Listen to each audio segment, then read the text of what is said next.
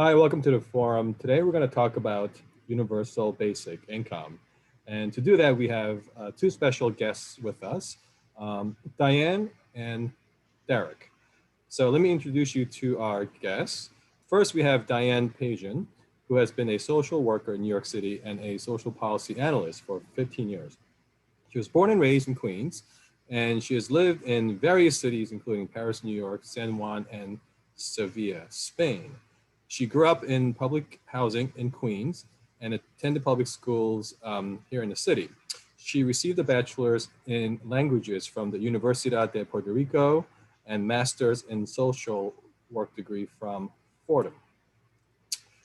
During that time, she was privileged to be mentored and worked with a welfare expert by the name of Teresa Funucciello, one of the early UBI supporters here in the States.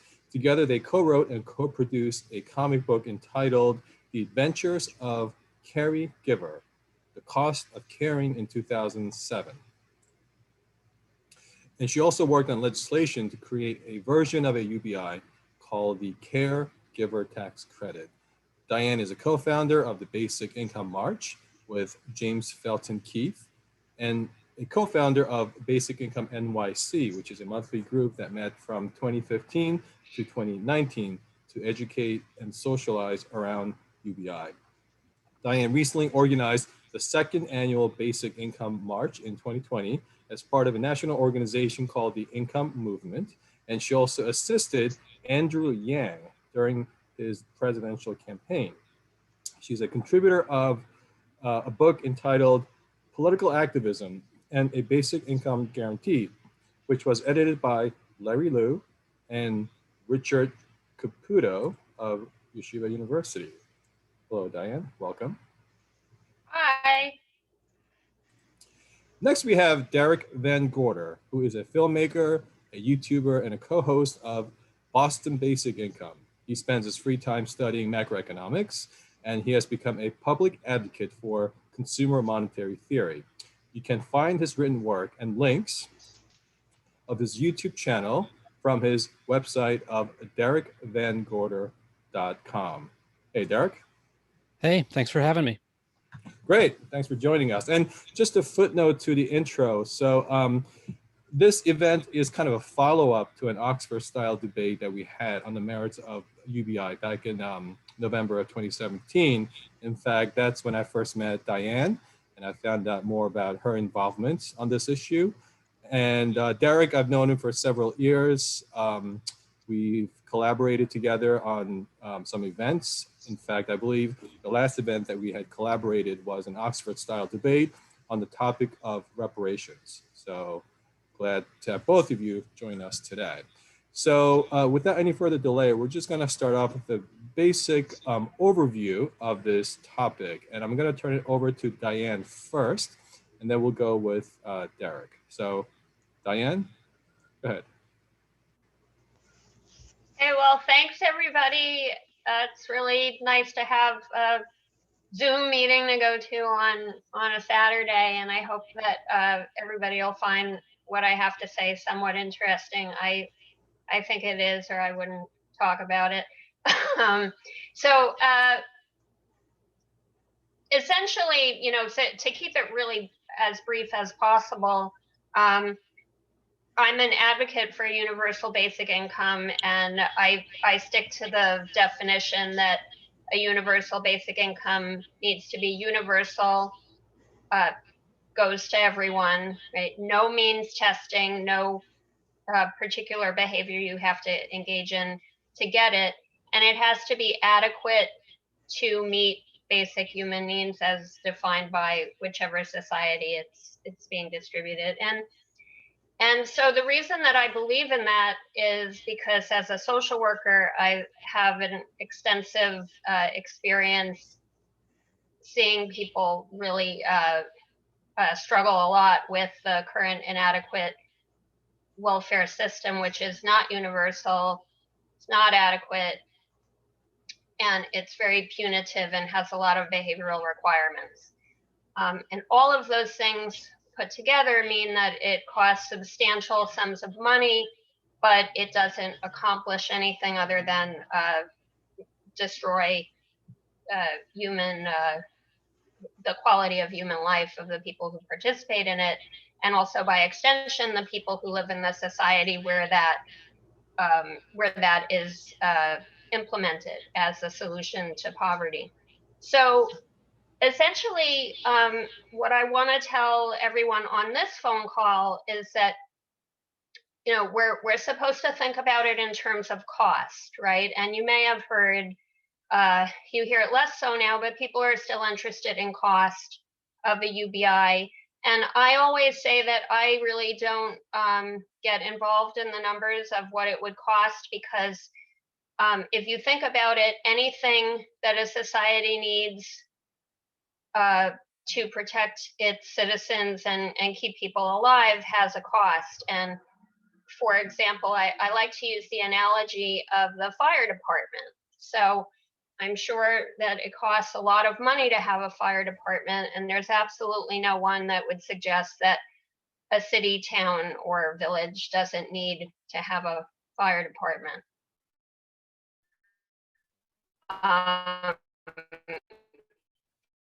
And so I'm just going to kind of leave that there. But I have a couple of points that I wanted to make, which is temporary assistance to needy families. That system is very costly. The total cost of the welfare system that we have now that is inadequate and doesn't get to as many people as are eligible for it. It's about, combined total, it's about $30 billion a year.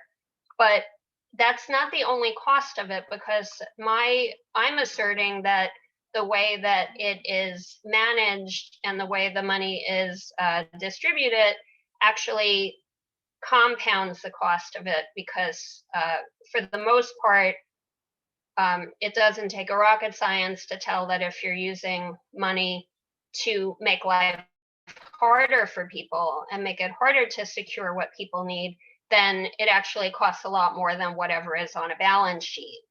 So that is the case with our current welfare system, and that is why I believe that a UBI is a superior way to get people's basic needs met and to wipe out poverty. Now, just as something to think about, a lot of people don't realize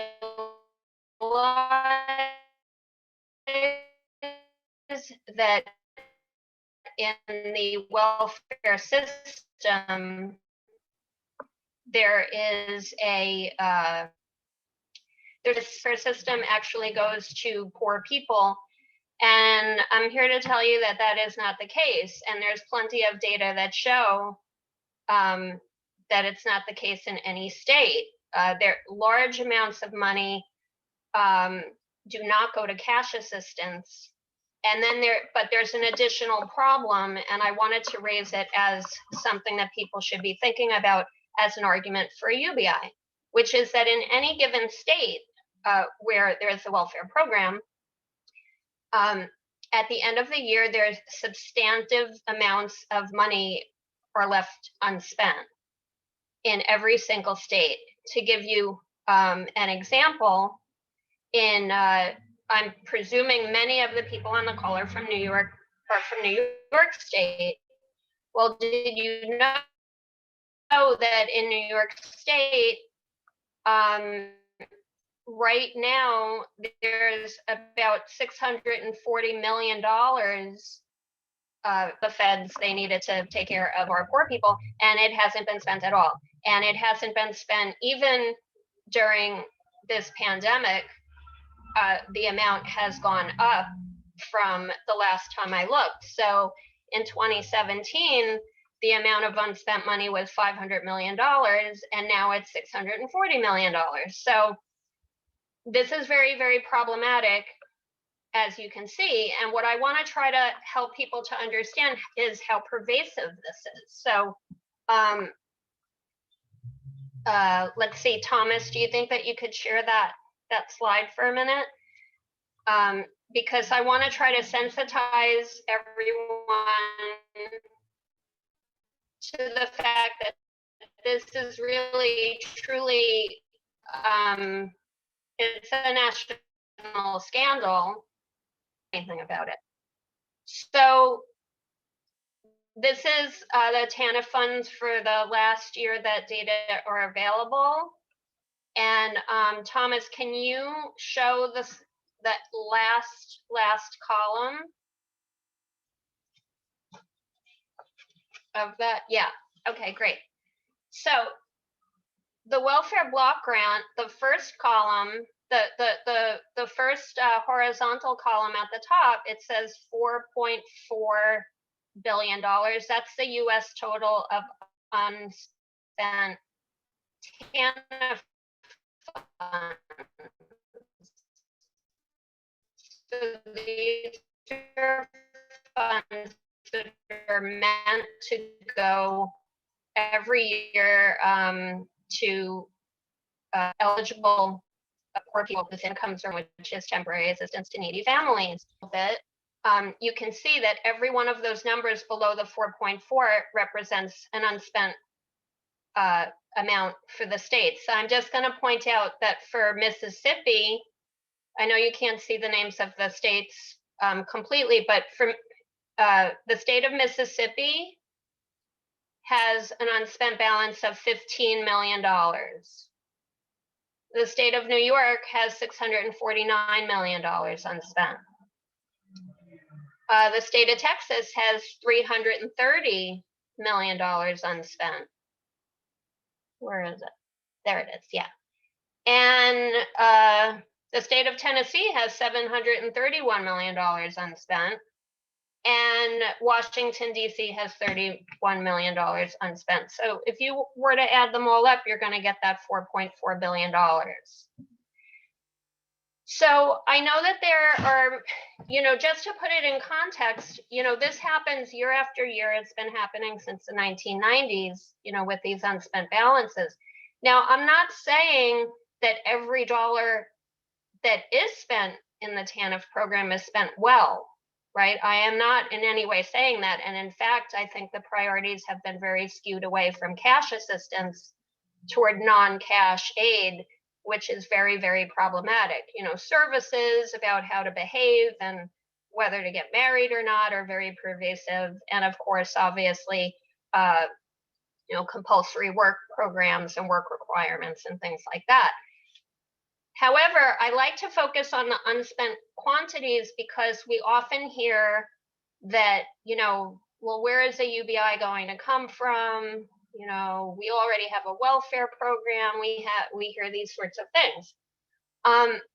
And it's pretty clear that you could do a lot in New York State, just in New York State, 640 that quantity of $640 million, if you did the math on it, which, I got assistance to do because I'm not great in math,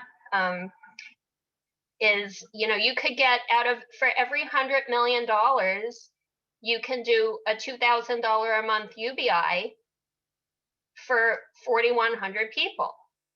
So if you do the math on that, you're talking, you could do like 24,000 people could get a 2,000K UBI for a year with all the unspent funds that are sitting in New York State's TANF fund unspent during a national disaster. And keep in mind that 640 million amount, that did not happen this year. This is just cumulative, right? So like every year there's a little more, another 100 million. Or 150 million, what have you. And the premise when the states are asked, well, what are you accumulating these funds for? If they're ever asked, which they rarely are, they usually answer, well, it's good to have a certain amount set aside unspent in case of a disaster. Well, I mean, if you don't think that this is a national disaster worth spending that money on, like what on earth would qualify as a disaster? So, and this has only gotten worse. And if you look in the press, there seems to be there's no public inquiry and even no real legislature recognition that this is a problem that needs to be solved. So I'm suggesting that we don't have a viable cash distribution program right now, which is proven by the fact that we take the federal funds and then we seem to have no way to actually, there seems to be no will to distribute them. And, that's a larger question. But I want to point out to people that this really is a problem, and it's also a problem that requires accountability, and it requires that the public demand accountability. Because if you think about it, you probably remember in 2017 when Trump was in office and his Secretary of Health and Human Services was forced to resign because he misspent $51 million on air travel. And my question is, well, that's pretty small potatoes compared to this. And yet we don't seem to be doing anything about it. So that's really kind of where I'm at with that. And then I just want to make sure that I point out a couple of things, which is, spending nothing is misspending. Okay, spending nothing when there's great need is misspending. It's not like, I think that the way this continues to happen is because there's some kind of an idea at the state level that if you're just, hoarding the funds for a rainy day, that's not the same as misspending of funds. And I'm here to say that isn't true as someone who's a social worker who sees the need. And you as a public citizen, you see the need too when you see homeless people, when you see food, lines at food pantries and things like that. There is definitely a way to distribute this cash. And I propose that if this program that is continually, that is really the only cash distribution mechanism that we have at this moment for families is not doing it properly, that a UBI could do it much, much better, much more expediently, and without all of the invasive. I think that's good for now. And, I could probably think of some other things later. Okay, thanks, Diane. Let's go over to Derek. Great, thank you. So Diane's looking at this issue from a social welfare perspective, and I look at basic income from a different angle, from the economics perspective. And the reason I do that is because, I think it's true that a UBI will definitely help a lot of people that currently are underserved and who fall through the gaps of the current welfare system. But I also think it's true that even if you imagine a perfectly efficient social welfare safety net existing in some other country, there are still fundamental economic problems that a basic income can solve. So what is a basic income? Basic income, in my view, is a macroeconomic policy tool. And this tool has a very simple and important economic function. It's a reliable mechanism for distributing money to people. Basic income is really just money. So to understand how it works and what problem it solves, we first have to understand how money works and what problem money solves. So the economy in aggregate is just a very large machine which produces stuff that we want. It produces goods and services for people. And money is the economy's standard means through which people gain access to goods and services. So to function even remotely properly, every economy needs not only real resources and productive enterprises, it also requires a reliable standard of value which producers and consumers can use to set prices for goods and to pay prices for goods. So if you've ever been to a store where people you've never met before will give you lots of stuff, and all you have to do is give them a few banknotes and be on your way, then you already understand money and its advantages very well. Money makes it easy to extinguish individual debts for goods as soon as they are incurred, which is not possible if we have to trade goods for goods or goods for labor. a pricing standard allows for efficient economic relationships to emerge between an infinitely large possible number of strangers who otherwise wouldn't have a shared way to determine what things are worth or an incentive to provide goods to people they don't know. This common standard, that's what we call money. And the simplest way to think about it is it's a ticket system for anything the economy might produce. It's just the standard ticket system that mostly everybody uses. And just like any other ticket system, money works well when the amount of tickets people can spend corresponds to the amount of real goods that are available to be claimed. No matter how productive the economy becomes, there's a limited number of goods it can produce at any one time. The economy has finite resources. But if we're doing macroeconomic policy reasonably well, this capacity to produce goods grows over time. And so our potential to distribute more goods to more people, that should also grow. The economy is not a zero-sum game. But in order for people to actually receive the benefit of this increasing potential, to actually get more goods as they are produced, people need enough money with which to purchase those goods. If you don't have money, you can't pay prices. Businesses have no profit motive to sell you more goods.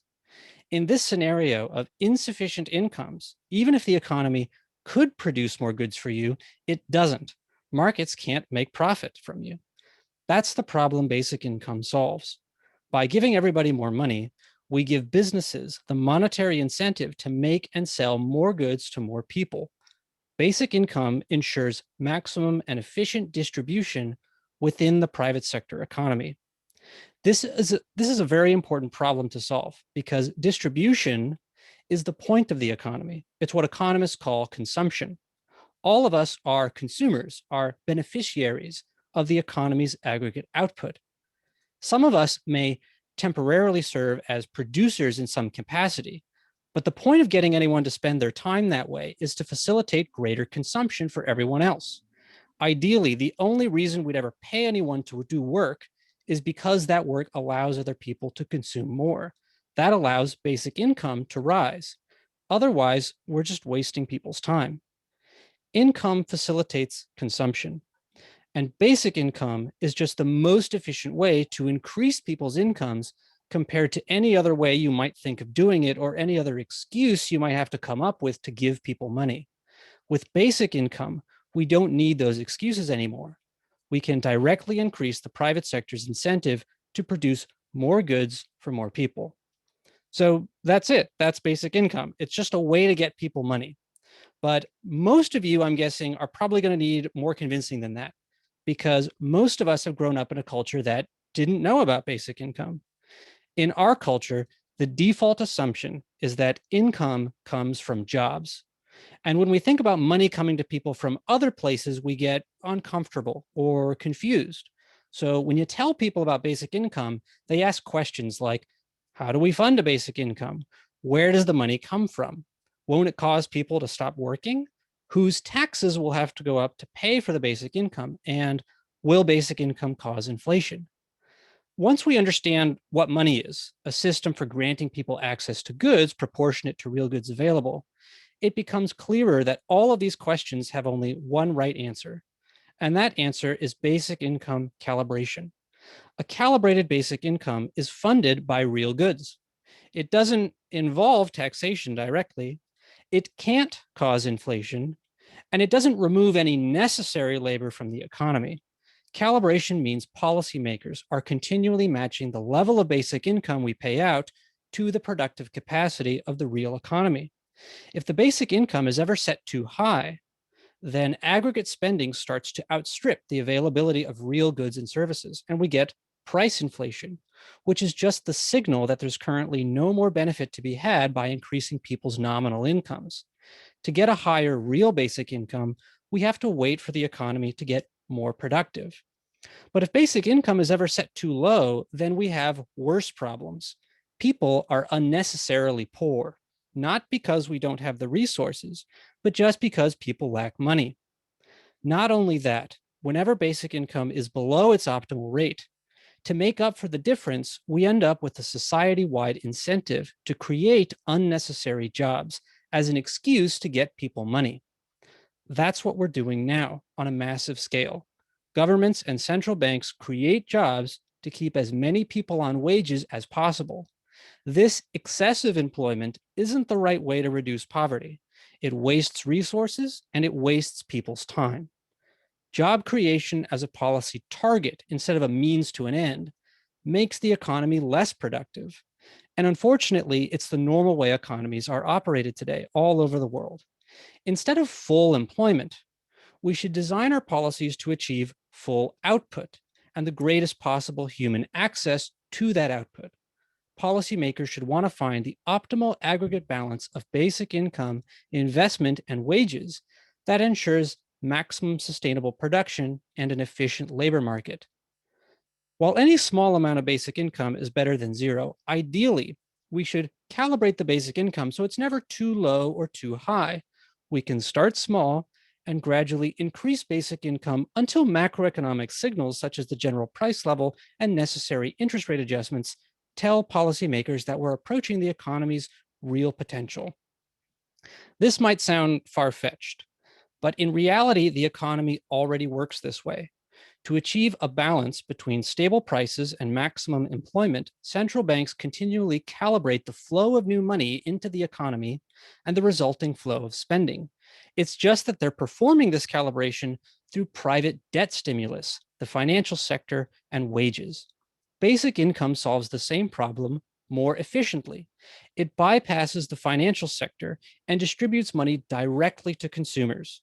We're just switching the direction of the flow of money through the economy. Instead of money getting pushed down to us via business loans and wages, more of the economy's money will flow from consumers to businesses. So instead of macroeconomic conditions that incentivize employment, we'll create ones that incentivize production.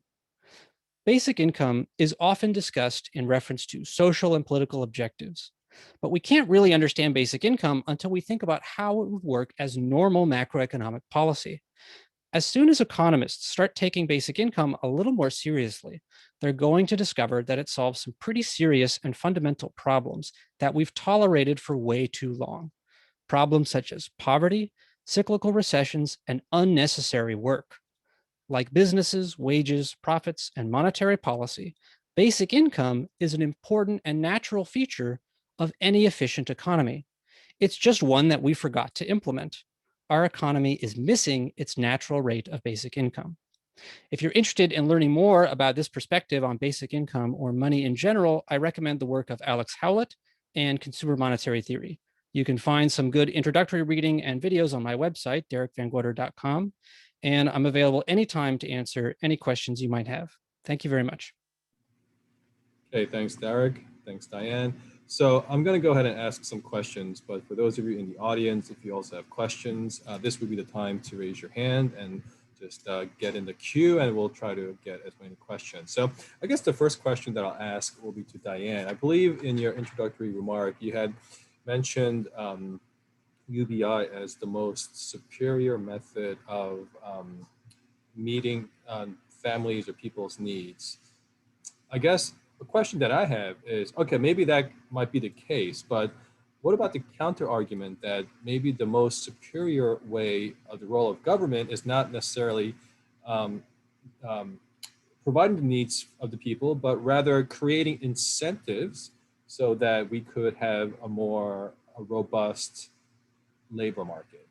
What would you say to that? I would say, what are you thinking of as an incentive? Yeah, so I'll get very specific. So I know sometimes in the context of welfare and government assistance, there's always like this idea of jobs guarantee. So wouldn't you rather have the government say, well, there's going to be some kind of a guarantee of jobs so that people could then have the skills necessary to participate in the labor market? No, I wouldn't want that. And I guess there's many answers from many, depending on the perspective you take. But essentially, job guarantees, number one, they're predicated on the idea that the kind of job that someone else is willing to, whatever someone else is willing to pay you to do is a legitimate job, and anything that no one's willing to pay you to do, or they're only willing to pay you to do poorly, is not. And I don't agree with that, especially because it tends to devalue the historically the work that's historically done by women in the home, such as childcare and home economics. You know, home economics is a thing, right? It takes some real skills to run a home effectively, and all of the things that go on in a home. So so no, I wouldn't say that I would want that. The other part of that people that I haven't heard discussed among people who believe in job guarantees is no one seems to, at least I haven't heard them do it yet, but no one seems to entertain the idea that if you were to set up a job guarantee system, it would be just as vulnerable to mismanagement and you know, the better jobs going to special interests, corruption, basically, as any other program that involves a good that everybody wants. So, you know, these aren't angels creating the jobs guarantee programs. None of us are angels. And we have to protect ourselves from putting ourselves in the position where a good of great value or an opportunity of great value is being administered by human beings. So those would be my short answers to that. Right, and those who are very skeptical of any government programs will say, well, mismanagement and corruption, which Diane had alluded to, would be one of the grounds for objecting to any governmental program. So then how do you reconcile that with a UBI, which is another form of a governmental program? Absolutely. Well, the way I do it is by saying that if I hand everyone on this call the same amount of money and I don't have any strings attached or any obligations as to how you use it, and it goes to everyone and it's universal, that is, it's bulletproof from corruption. All you have to do is make sure that everyone is getting it, everyone is getting the same, and that it is distributed as cash, not in-kind services. And then everyone can purchase whatever they need in the market system, and they can compete for whatever opportunities they want to without having to depend on anyone, establishing relationships or any, incurring favoritism with anyone in order to get an in-kind opportunity. So cash is more effective, and it's way more, it's basically immune from corruption if you actually give it to the individual. What happens with current, when you give large amounts of money to certain entities and you let them decide who is eligible, that's when you put society in a position that certain people are making judgment calls and certain people are becoming influenced. So that's what I would say about that. I have a brief response to those questions if you have the time, Thomas. Sure, Derek. Yeah, I mean, the first thing to point out is just that, if you want there to be guaranteed employment, if you want more jobs, more people working, a jobs guarantee makes a lot of sense from that perspective. It very efficiently solves the problem of creating work for people to do. It's a bad goal. The economy isn't just about keeping people busy working or making sure they're employed. The economy is also about what we get out of it. It's about goods, and that's true in the private sector. It's also true for any government project. We want the bridge built, we want the service provided, and whenever you're doing that, you don't want to use up more labor costs than you need to do that. So it's the wrong goal. It's not the right way of looking at this project that we're engaged in. And the second point is that people who would be skeptical of a federal jobs program, but equally skeptical of basic income as a government program. I mean, I would just stress that basic income, it's not really about being a government program. It may happen to be paid out by a government, considering that today governments tend to be the ones that manage the overall macroeconomy and its supply of money, or at least they're very involved in that. But basic income is more fundamental to markets in the private sector. For markets to work, they require a flow of money, right? Money has to get into people's hands somehow so they can spend it. So, that problem has to be solved, and it could be solved by a central bank, it could be solved by a government, it could be solved by something called the People's Bank that we create tomorrow as a nonprofit entity. Something has to manage that, and whether or not it's the government is kind of incidental. But if I could just go back to productivity and output, I think if the goal is to have as many people produce or participate in the labor market, and let's just say for the sake of the argument that once upon a time they were producing plastic widgets, but for whatever reason, the demand for plastic widgets have declined, and now they want some other product. Let's say it's silicone widgets. Then you had the industry that could always kind of retool and retrain the employees so that they could produce a new product that's in demand. So wouldn't you say kind of the supply and demand, the simple concept of it, will certainly shift and retool those who are participating in the labor market so that whatever output is not necessarily wasted? Because I know Derek alluded to this idea of unnecessary work, which kind of seems like an oxymoron in some ways, but seems like you have some basis for using that terminology. Yeah, I mean, in our culture, it's an oxymoron because we think of all work as necessary, and we of course target full employment. That's the official policy target for central banks, for our macroeconomic managers. But for an individual business, for a group of businesses, and for the market as a whole, it's never the case that the sensible thing to do is to employ as many people as possible. What markets want to do is they want to get the most productive people to be as productive as possible.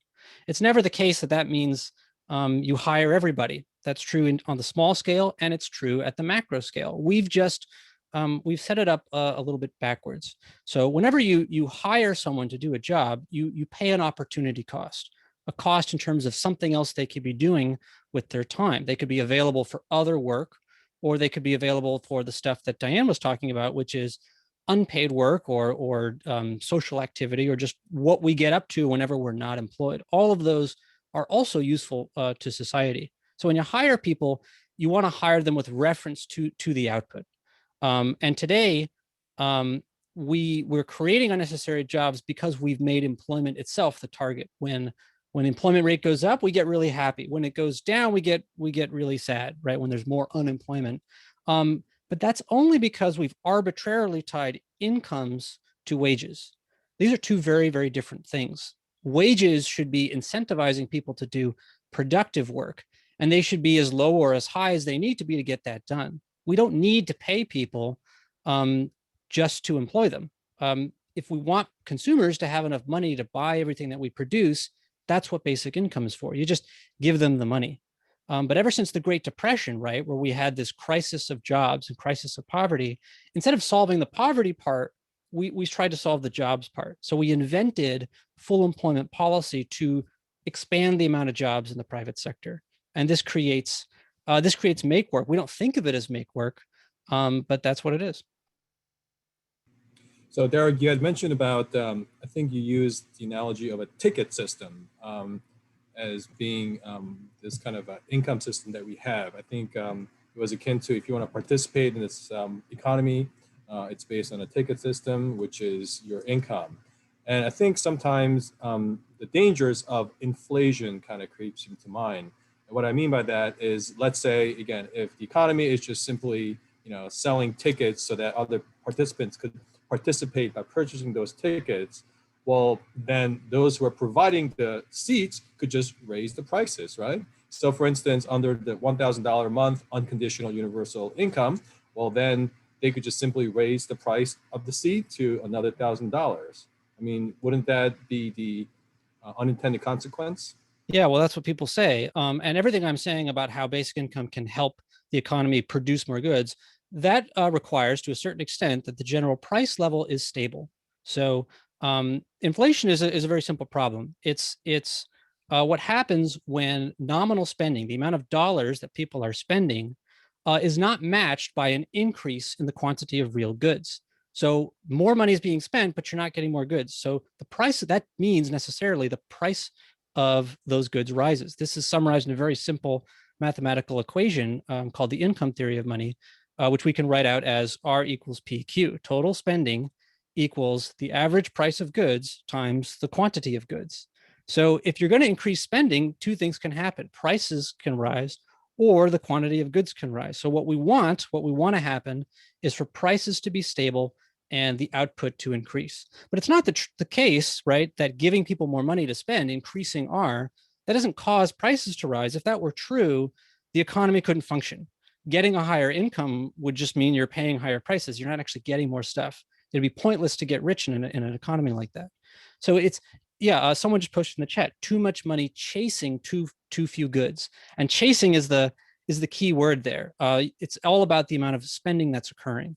So this problem is already something we solve. We manage inflation by keeping spending in line with goods available. And basic income is one way you could do that. You could also use interest rate adjustments and credit policy like we do today. Consumers don't have enough money, so we give everybody really cheap debt to kind of fill in the gap. But that's just less efficient. It's much more efficient, and it's better for the consumer economy to control inflation with basic income instead of controlling inflation with jobs supported by unnecessarily cheap debt. Yeah, but speaking of the inefficiencies of the market, I think you had mentioned this income theory equation. You know, those of you coming from joining us from New York City, you could certainly relate to it because most of our incomes are spent on the cost of living, notably rent. So again, going back to the universality of income, let's say you get $1,000 a month, unconditional, then the landlord could simply say, well, I guess it's time to raise the rent for additional $1,000 because now there's a demand for that and they could afford to pay for it. And sometimes, you know, the rental market or housing market in New York City doesn't reflect the efficiencies of the market necessarily. It's kind of, you know, distorted in many ways. So isn't that another unintended consequence? Well, I like that you separated the housing market from normal markets, right? So when we're talking, most people, when they talk about basic income and they say inflation, they're worried about prices everywhere, right? Inflation is a rise in the general price of goods. But these are sort of separate, right? If we could have inefficiencies in the housing market that would cause prices to rise there above other things. So I don't think that basic income will cause inflation in the housing market, but it's for separate reasons. It doesn't have to do with the general price level. It has to do with what we're doing wrong today with the housing market that's causing it to be so unlike the other goods markets that we see, where people feel like they're being squeezed. And that happens because similar to the problems of tying income to wages, tying incomes to labor market geography causes housing bubbles. It causes price bubbles in real estate in the particular areas where all the jobs are. If you look at real estate across the United States, you know, it's not hyperinflated. It's just expensive in particular areas. There's tons of cheap land and cheap housing that's sitting underused, underdeveloped. So as you increase basic income, if everyone stayed exactly where they were and it didn't affect anyone's decision about where to live, then maybe that would cause inflation in housing prices specifically. But as you give people a job-independent source of income, you increase their mobility to move where they like first, move where it's cheap first, rather than move wherever the heck their job is and then be forced to keep paying rent there. So there's actually a bank, Saxo Bank, that when writing up some predictions and for the future, recommended shorting urban real estate markets in the event that a basic income is passed, because they were thinking ahead and thinking that this is a real possibility that a basic income will effectively crash housing market prices. It's going to solve the problem of overinflated real estates. Okay, got it. One more question to Diane, and then we'll move on to the audience. I know Amber and Rory, you guys have your hands up. So Diane, the question is this, and I think it's a bit of an egregious example, but it kind of illustrates sometimes maybe this UBI is not a one-size-fits-all policy. So I think the way how you gave us your presentation seems like universal is really the key word. It's unconditional, no strings attached, you know, guaranteed income. So the question is what I call the Warren Buffett question, which is why does somebody like Warren Buffett need $1,000 a month? And I know that's a very egregious example, but I'm sure there are many Warren Buffetts out there, Jeff Bezos, Bill Gates. I mean, isn't it better just to have a targeted system?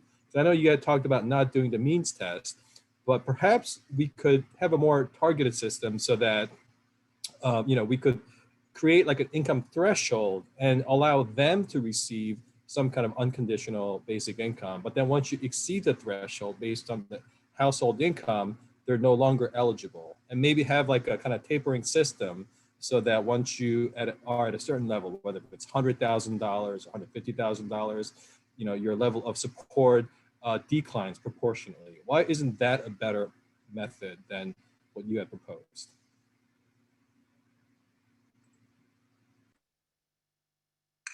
You're on mute, Diane. I have to get used to the mute. I'll never get used to it. You just have to give up. Well, because from a social standpoint, it's not making it universal just sows discord. In France, for example, not to default to Europe because there's a lot wrong with European systems, here and there. But one thing that they do have is they have a child allowance, and nobody asks, if you're a very wealthy French person with children, you still get it. There's a unifying force to having a universal benefit that I think that this country in particular desperately needs. We see ourselves as siloed. We've got all sorts of people identifying as, belonging to subgroups of Americans, and we don't need another program that where people perceive that they're not getting something that someone else is getting. The other thing is that it becomes very costly. You have to understand that the less universal a benefit is, the more it costs to administrate. And it's very, very simple. It would be very simple to set up a system where people who didn't, quote unquote, need the basic income could have it taxed back if you wanted to do that. So it's basically it's pros and cons, but I think that for me, there's an important social message to having a universal benefit. That it's good to give people something that they feel is common to the totality of the population rather than something that certain people get. We already have that, and it doesn't work. I'd love to add to that one too, if you have the time, Tom. Sure, yeah. That's all true, and I think there are good social and political reasons why we should want to look for universal policies that don't divide people. Universal healthcare is another example of that. But there's also an economic efficiency argument for this. So if you think about it, we already have a means-tested system for removing money from the rich. It's called progressive taxation. If the government gives you money, but then it later takes more money from you later, they didn't actually give you money. The net effect is you got taxed. So instead of forcing poor people to prove they're poor before you give them the money, we can force rich people to report their income when they get taxed. So it's exactly the same effect, right? Except that this way, when the government messes up, they failed to tax a rich person, which is much less harmful than when the government messes up, they fail to give a poor person their money. When you give it to everybody, it's the default income. It just that way you know that the incentives are set up correctly. When you make mistakes, it's not a big deal. Okay, thanks for that. Let's go to some audience questions. So we'll start out with Amber, then Rory. Go ahead. Amber? Thomas, I'm sorry, just look at other screens. You probably don't see all the screens. There are many more people with raised arms. Sorry. Can you hear me? Yep. Oh, great. Hi. So Hi. I have so many questions because I guess the thing that's always thrown me off with UBI is like Thomas said, inflation. How can you correct for inflation? Because our system is not exactly a true supply and demand system. So even if you say that we have like companies that do things based off economies of scale, they don't technically do that because they'll make products that only really take $7 to make, but they'll charge you $500 to buy the good. And that's technically not fair. So I'm just concerned with basically how would you really be able to stop inflation? Would you recommend like government regulations on pricing, especially like the housing industry, which off the charts, like pricing for houses are off the charts, and we have so many vacant homes and so many homeless people, but because no one can afford a house, we just will always have homelessness. So how are like actual ways that the government can step in and maybe control pricing to help with inflation? Yeah, so there's a lot there. I think when trying to think about how we might control inflation in an economy with basic income, we can start by understanding how we control inflation today, because I think there's a lot of misunderstandings about that. So certainly there's always a markup in the price of a product. That's how these companies are going to make profit, and profit is the incentive for businesses to produce goods. And in markets, prices can vary all the time. Individual products can get more expensive or get cheaper. And some of that does, it's a supply and demand. Now that also includes problems with supply and demand, right? If there's shortages, the price system will reflect that. So saying that it works based on supply and demand doesn't mean that it's, it's all perfect or something, or that there's nothing we should ever do to alter it, which we can. But it does mean that price controls, actually the government coming in, forcing firms to set prices, that's not actually, that's not super effective. And it's not what we do today. What we do today is we manage the general price level with monetary policy. So central banks have an inflation target. Their target is 2.5%. And if they wanted to, we could keep inflation at 0%. We could keep the average price of goods totally stable. That's entirely within their power to do that. They just don't want to do that because they have to balance it against their other goal, which is full employment, and also, the current tools that they're using. I would argue if you use basic income to control the economy's supply of money, we could more easily target 0% if we wanted to, but it's not really a big deal. The difference between 0 and 2% isn't actually huge. But the point is that inflation is a policy decision. The average price of goods, we can't control the price of individual goods, but we can control the price of average goods. In fact, we have to do that to have a stable currency and a reliable economy. And basic income just changes how we're going to do that. And I think many people's problems over prices today are not actually problems with the price. It's the problem with insufficient incomes. If you're relying on the labor market to give you your wages, there's no guarantee that well, one, keeps up with inflation, or two, gives you a reasonable amount of money to buy goods at the standard price level. Rich people today don't have a problem buying goods, even if sometimes they get a little more expensive, or sometimes here they get cheaper, right? So I really think that mostly this is a problem of inadequate incomes. But certainly in particular cases, governments can use subsidies or taxes to affect the price of individual goods. Maybe there's a particular kind of good that markets just can't price well for it. Markets don't distribute it efficiently.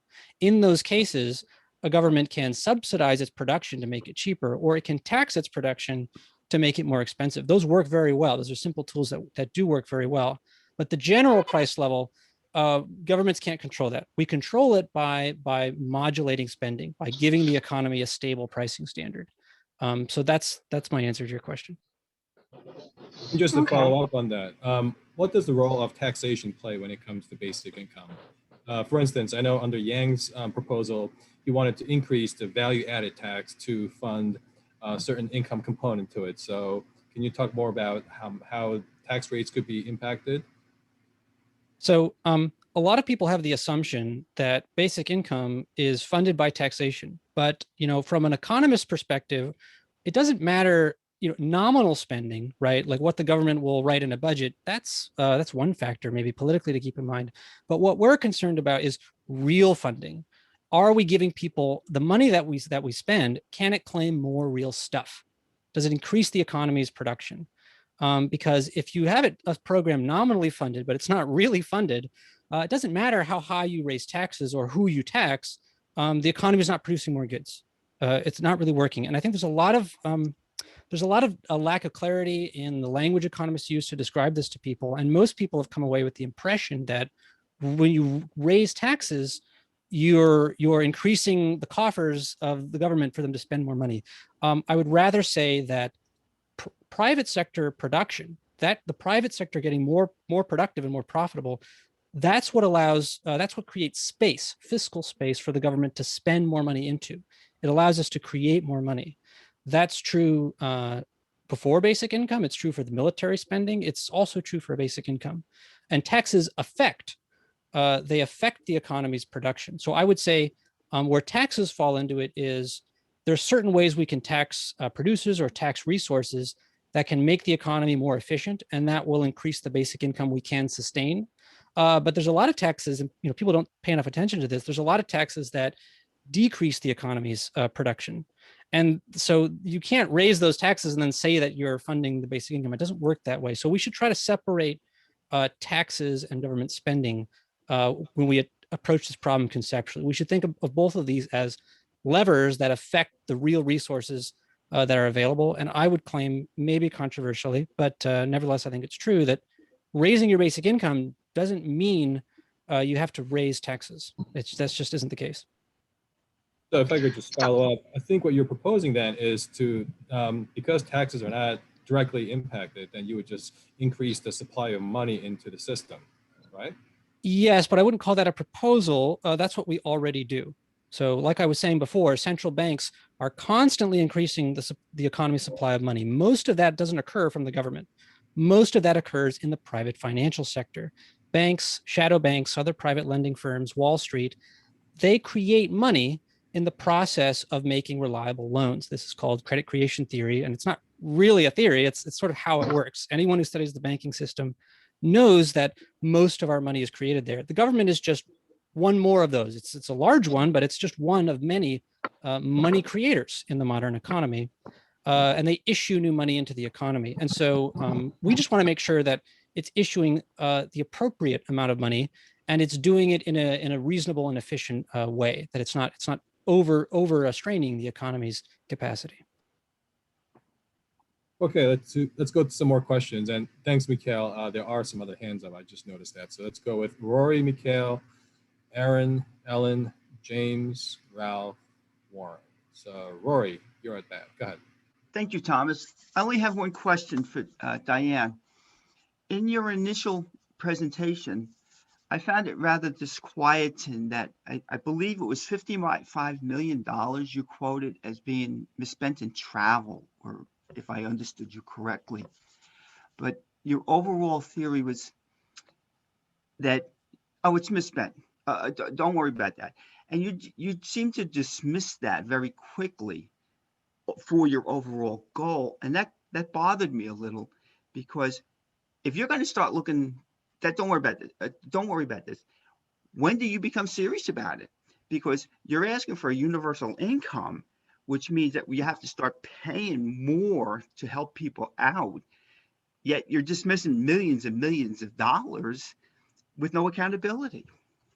So actually, I'm not. I don't know if you misunderstood my example. But the reason I raised that $55 million that was misspent by Tom Price in an unrelated to welfare, he spent that amount of money on air travel and personal trips, is because that $51 million that he misspent, he was held accountable for it, and he had to pay it back, and he also lost his job. And what I'm doing basically is I was saying, why is that relatively, now I hear you, $50 million is a lot of money, right? It's nothing to sneeze at. And that's why he lost his job. So if there were consequences for misspending $51 million by an official, a public official, why is it okay to have $649 million, not spent on what it was supposed to be spent on, and it's not in the media. No one's talking about it, and this program that is responsible for spending it, the administrators are not spending it. That was my point. So I Thank you. agree with you that that's a lot of money. Yeah. That's a life-changing amount of money. You're absolutely right. And, 10 times that is even more life-changing and even more terrible. Okay, let's go to some other questions. Mikhail, and then Aaron, you're on deck. I have two questions, one to Diane and one question / comment to Derek. First to Diane, since it's not a means tested system, we need to provide some amount of money, which will definitely allow people to live kind of decently, right? So I am just arbitrarily saying, okay, let's say $1,000 a month per person. And we can dispute it's more or less, but just ballpark. So very simple calculation gives me 300 times this $1,000 times 330 million in the country population times 12 for a year, it gives me about $4 trillion. So my question is, so far you haven't named this amount of money. So how are you going to provide this? And again, it could be 4 trillion or 3 trillion, but it's this kind of money. So where are we going to obtain this amount? So just before I say that, I can't see the name of the person in the chat that said that it was $55,000 that Mr. Price got fired for. You're absolutely right. I meant to say $55,000, and that's part of my point. He misspent a comparatively small amount of money, and he was fired for it. Well, he wasn't fired, he had to resign, right? And yet far greater amounts are being misspent in this program, and nothing is being done about it. So that, it kind of makes my point, but you are right, it was 55,000. So I'm not sure that I understand, Mikhail, your question. Do you want to just, can you simplify your question a little bit? Yes, we are talking to provide universal basic income as the only source of acceptable, decent, or call it any other word, living for everybody in the country. We need to provide $1,000 a month per person times 330 million people in the country times 12 number of months in a year. We come up with about $4 trillion a year. My question is, how are we going to raise this amount of money? What is the source? It's about 20%, if I understand correctly, if I remember correctly, of the total GDP of the country. Right? Happy to take this one if you like, Diane, but I'm curious to hear your response to it. Yeah, too. you can take it, except that what I do want to say about it is that I think that when we get a question like that, I understand the reasons for asking a question like that, but I think I fear that those questions that are very particular about what it's going to cost, they come from a place where we see everything as a deficit and we feel that we're living in an economy of scarcity. No one would question, as I said before, any need, any societal need that's been deemed a real need. No one thinks about what it's going to cost. And furthermore, if you think about it in terms of what I think both Derek and I are saying here is that when you put money into the economy, you get money out, you generate money. So I don't think that we should so much be thinking about what it's going to cost to have a basic income as to how many lives we're going to save and how much productivity we're going to generate. I think that we should be asking the question in a different way. So that's my answer. Yeah, I mean, your question is straightforward. You're wondering where the money comes from, and there are some UBI advocates who promote, what you could call a revenue neutral basic income. So I think you can look at Andrew Yang's policies. He recommends a value added tax on the economy and other taxes on Wall Street and environmental taxes to pay for the basic income. So there are proposals for that. I don't recommend that. I don't think that's the right way to think about basic income. It's not the case that government spending is ever limited by taxation. And since that's not normally the case, we shouldn't force it to be the case with basic income. Governments and central banks and private banks, by the way, create lots of money all the time. To work, the economy needs trillions of dollars flowing through it, flowing it from customers to businesses, and a little bit in the other direction as well. So the question is, if you have a $21 trillion economy, how many trillion is coming from the private financial sector in the form of investment, and how much of it should be coming from consumers in the form of a basic income, and how much of it should be coming from wages. And the mechanisms are all in place to balance those out. It's just that today, most of those trillions, most of the 21 trillion is going to be pushed by incentivizing the private financial sector to create money with lots of really, really cheap debt. So we'll instead of giving people money, we give people credit cards. We give businesses the ability to rack up tons of debt. And this means that we're floating a lot of businesses that aren't getting consumer spending. They just roll over the debt. So the debt is acting in the place of money. So we can't really understand the economy if we're assuming that the government, doesn't create money. If you're making that assumption, then deficit spending doesn't make sense. And you can't really understand the modern economy. For more on this, I recommend you can look at the work on my website, but also I would recommend you can look at literature that central banks publish. Money creation in the modern economy tells you where your money comes from, and the answer is not. It's not from taxes. Let me ask the question I wanted to ask first, and then I want to also ask you to what you just said.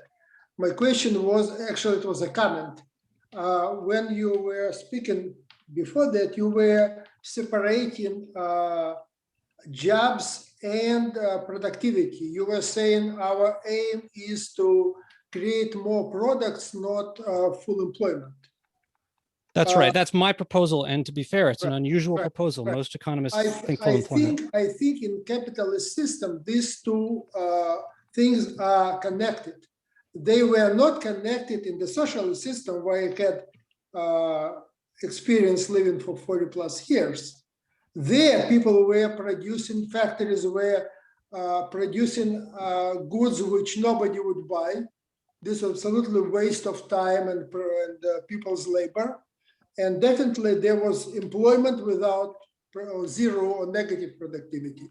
In capitalist system, it doesn't work this way. If your product is not being bought, your company goes bankrupt. And I believe if you disagree with this, please tell me so.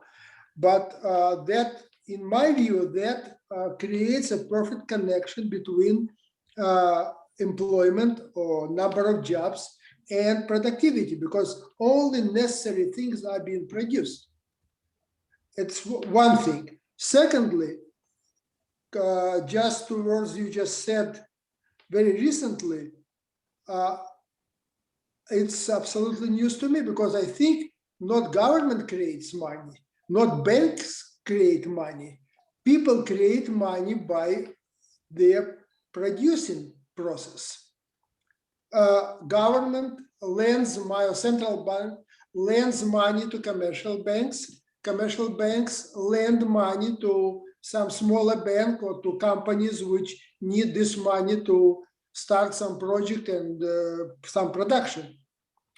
They don't create money. If bank can create money, then we would be living in heaven.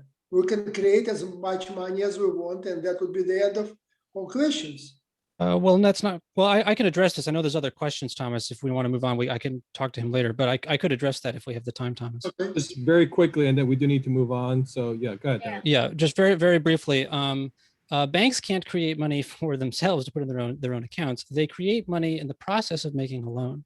So when you make, when a sufficiently creditworthy institution writes an IOU, and that institution's IOUs, are made good often enough, other people trust them, what can happen is people start to use those IOUs as money.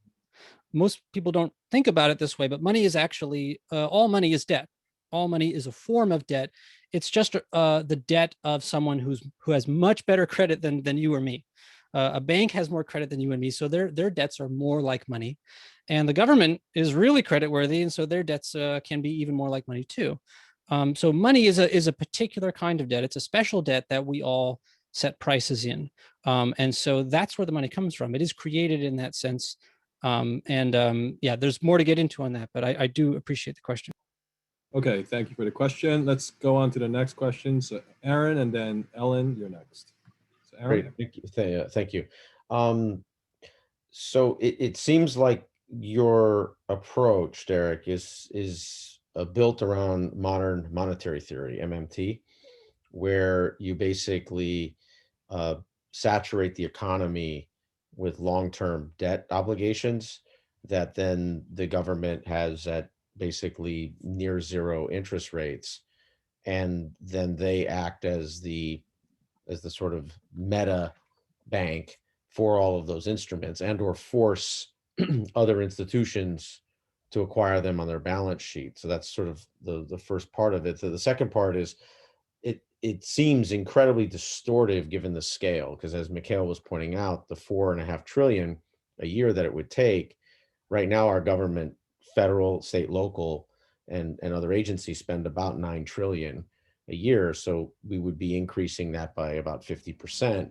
And we'd have to have some type of tax associated with that. It might not be dollar for dollar because it would be borrowed, but it would be still at least 10, if not 20 or 30% higher than what we already have now, which could be, these could be big shocks through the systems, whether you put them through VATs or through other types of user fees or income taxes or corporate taxes. Ultimately it's going to be distortive.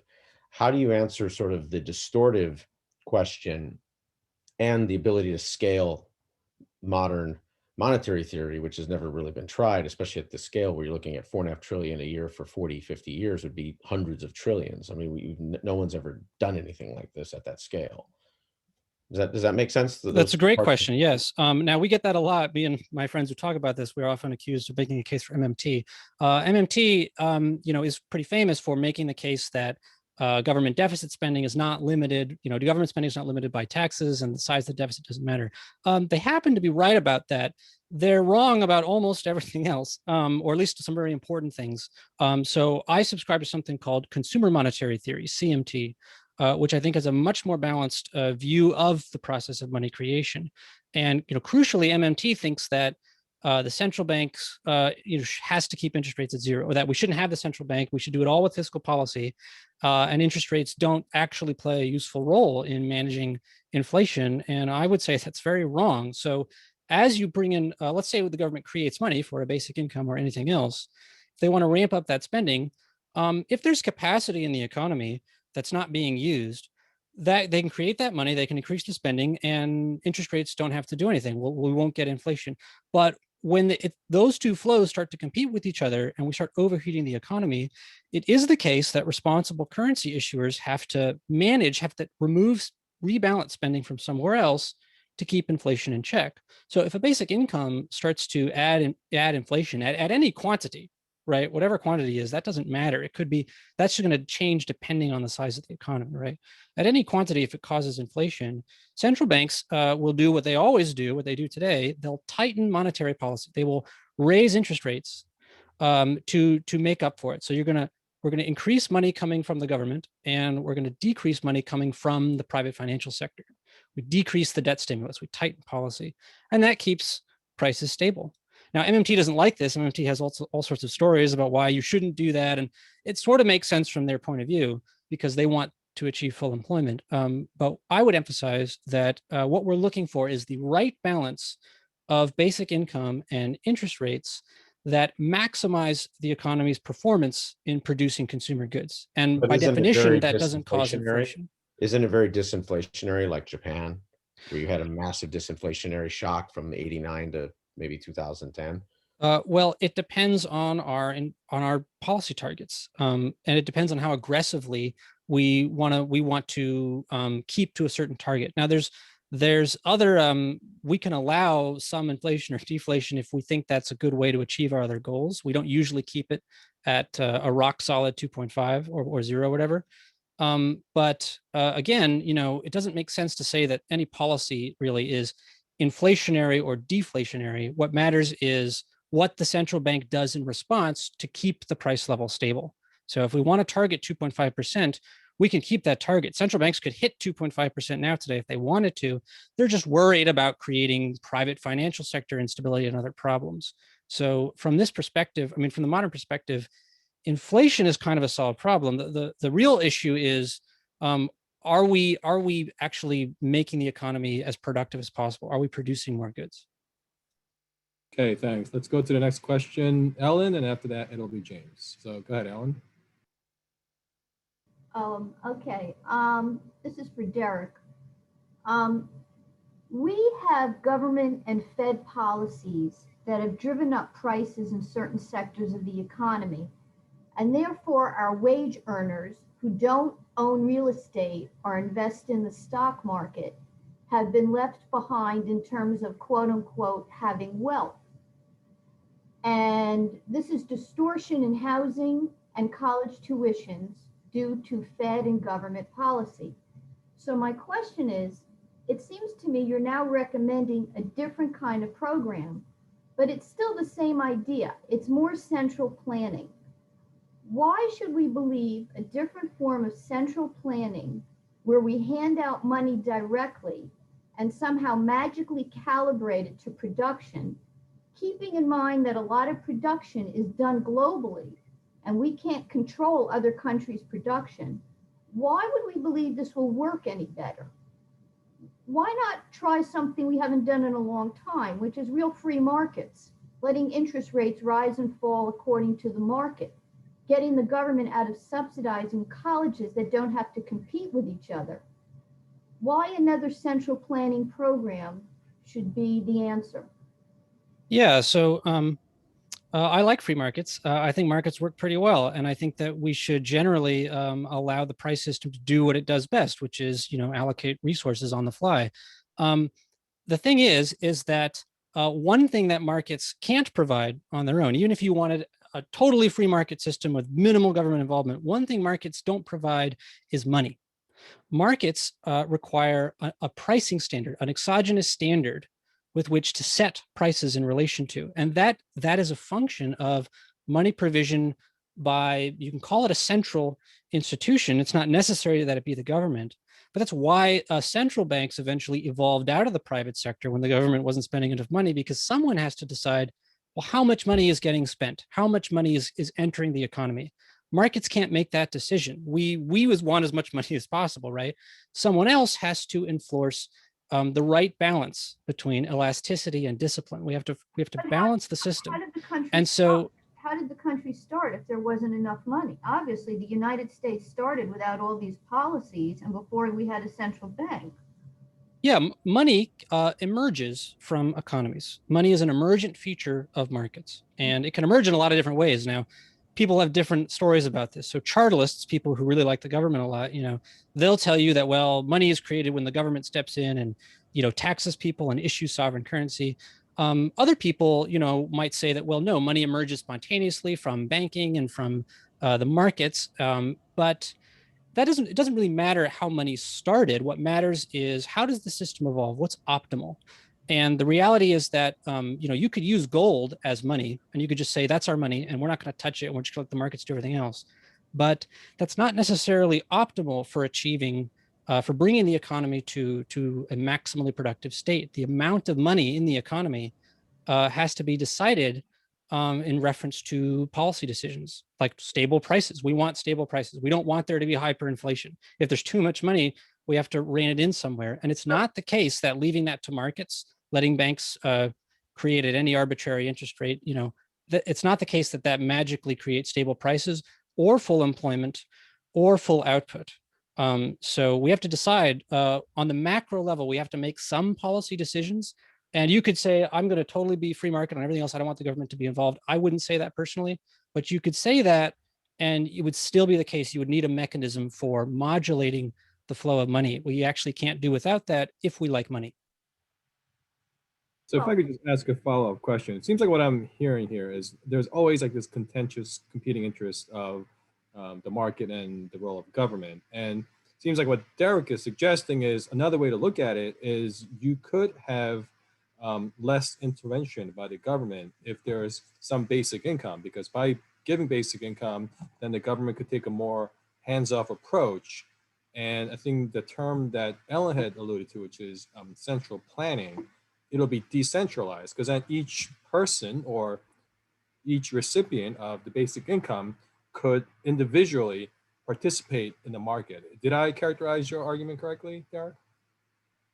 Yeah, and I just would emphasize again, it's sort of a separate debate, like what the government should get involved in. I think it's absolutely true that because we're refusing to just give money to markets, to let markets turn over, we're not giving them enough gas, because that happens, we've created a lot of problems that governments now have to create all sorts of programs and interventions to try to fix. And a lot of those have non-optimal results. So by putting in the basic income, we definitely have the ability to scale back on that a lot. But whether or not that's a good idea, I think that depends on the individual policies in question. But generally, yes, there's a lot of unnecessary work the government is being forced to do today that it only exists because consumers don't have enough income. If I can just add to that for a second, because I think what Ellen, what you're saying is really, really important. Certainly, certainly that it is definitely an argument supported by lots of evidence that government has mucked up certainly anti-poverty policy. And so I would say that, it's good to have some level of skepticism, for sure. I think we all need to have it. We have to guard against special interests every time we create a program and figure out, how to keep programs, how to keep the integrity of programs.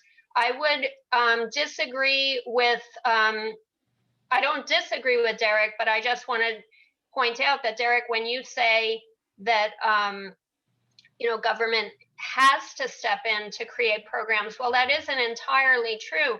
The government sees an opportunities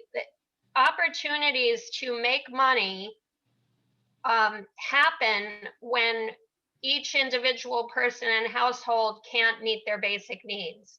Then that creates an opportunity for government intervention that in the case of distributing what people need to survive, I think that's a very, very bad situation to be in, where you have to create a government program because, as I said earlier, you're just not going to have a program that is immune from manipulation.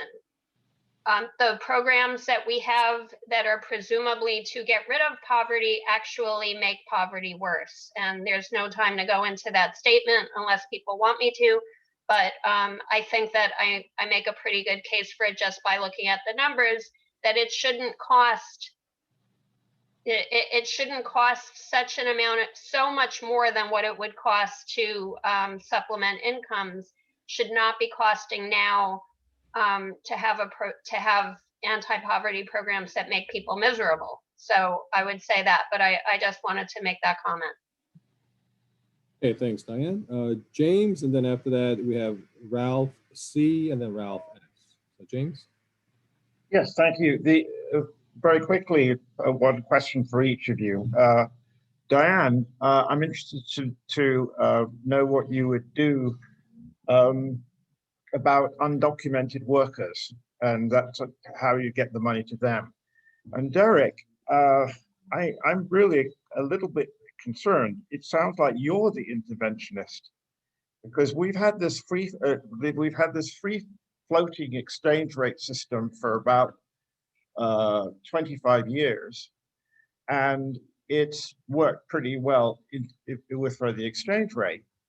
And combined with that, we have the twin goals of full employment and price stability via interest rates conducted by the Fed. And the other central banks around the world have adopted similar policies.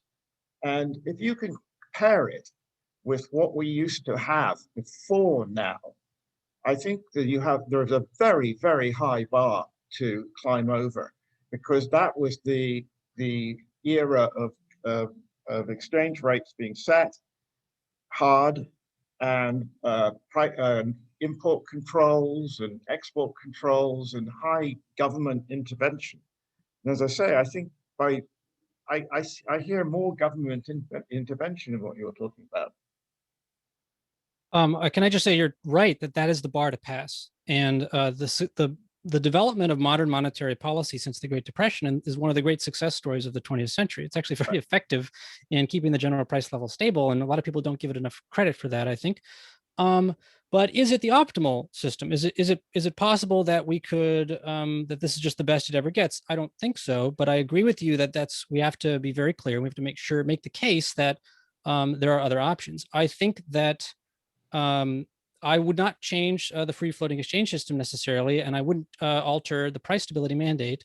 I do think that full employment is a little bit the elephant in the room here. Full employment has been the goal, and it's been achieved pretty effectively, but it's not the right goal. The economy, at the very least, we're missing a third goal, which is consumer output. The economy isn't just about keeping people employed and getting wages. Employment is an input resource into the economy's production.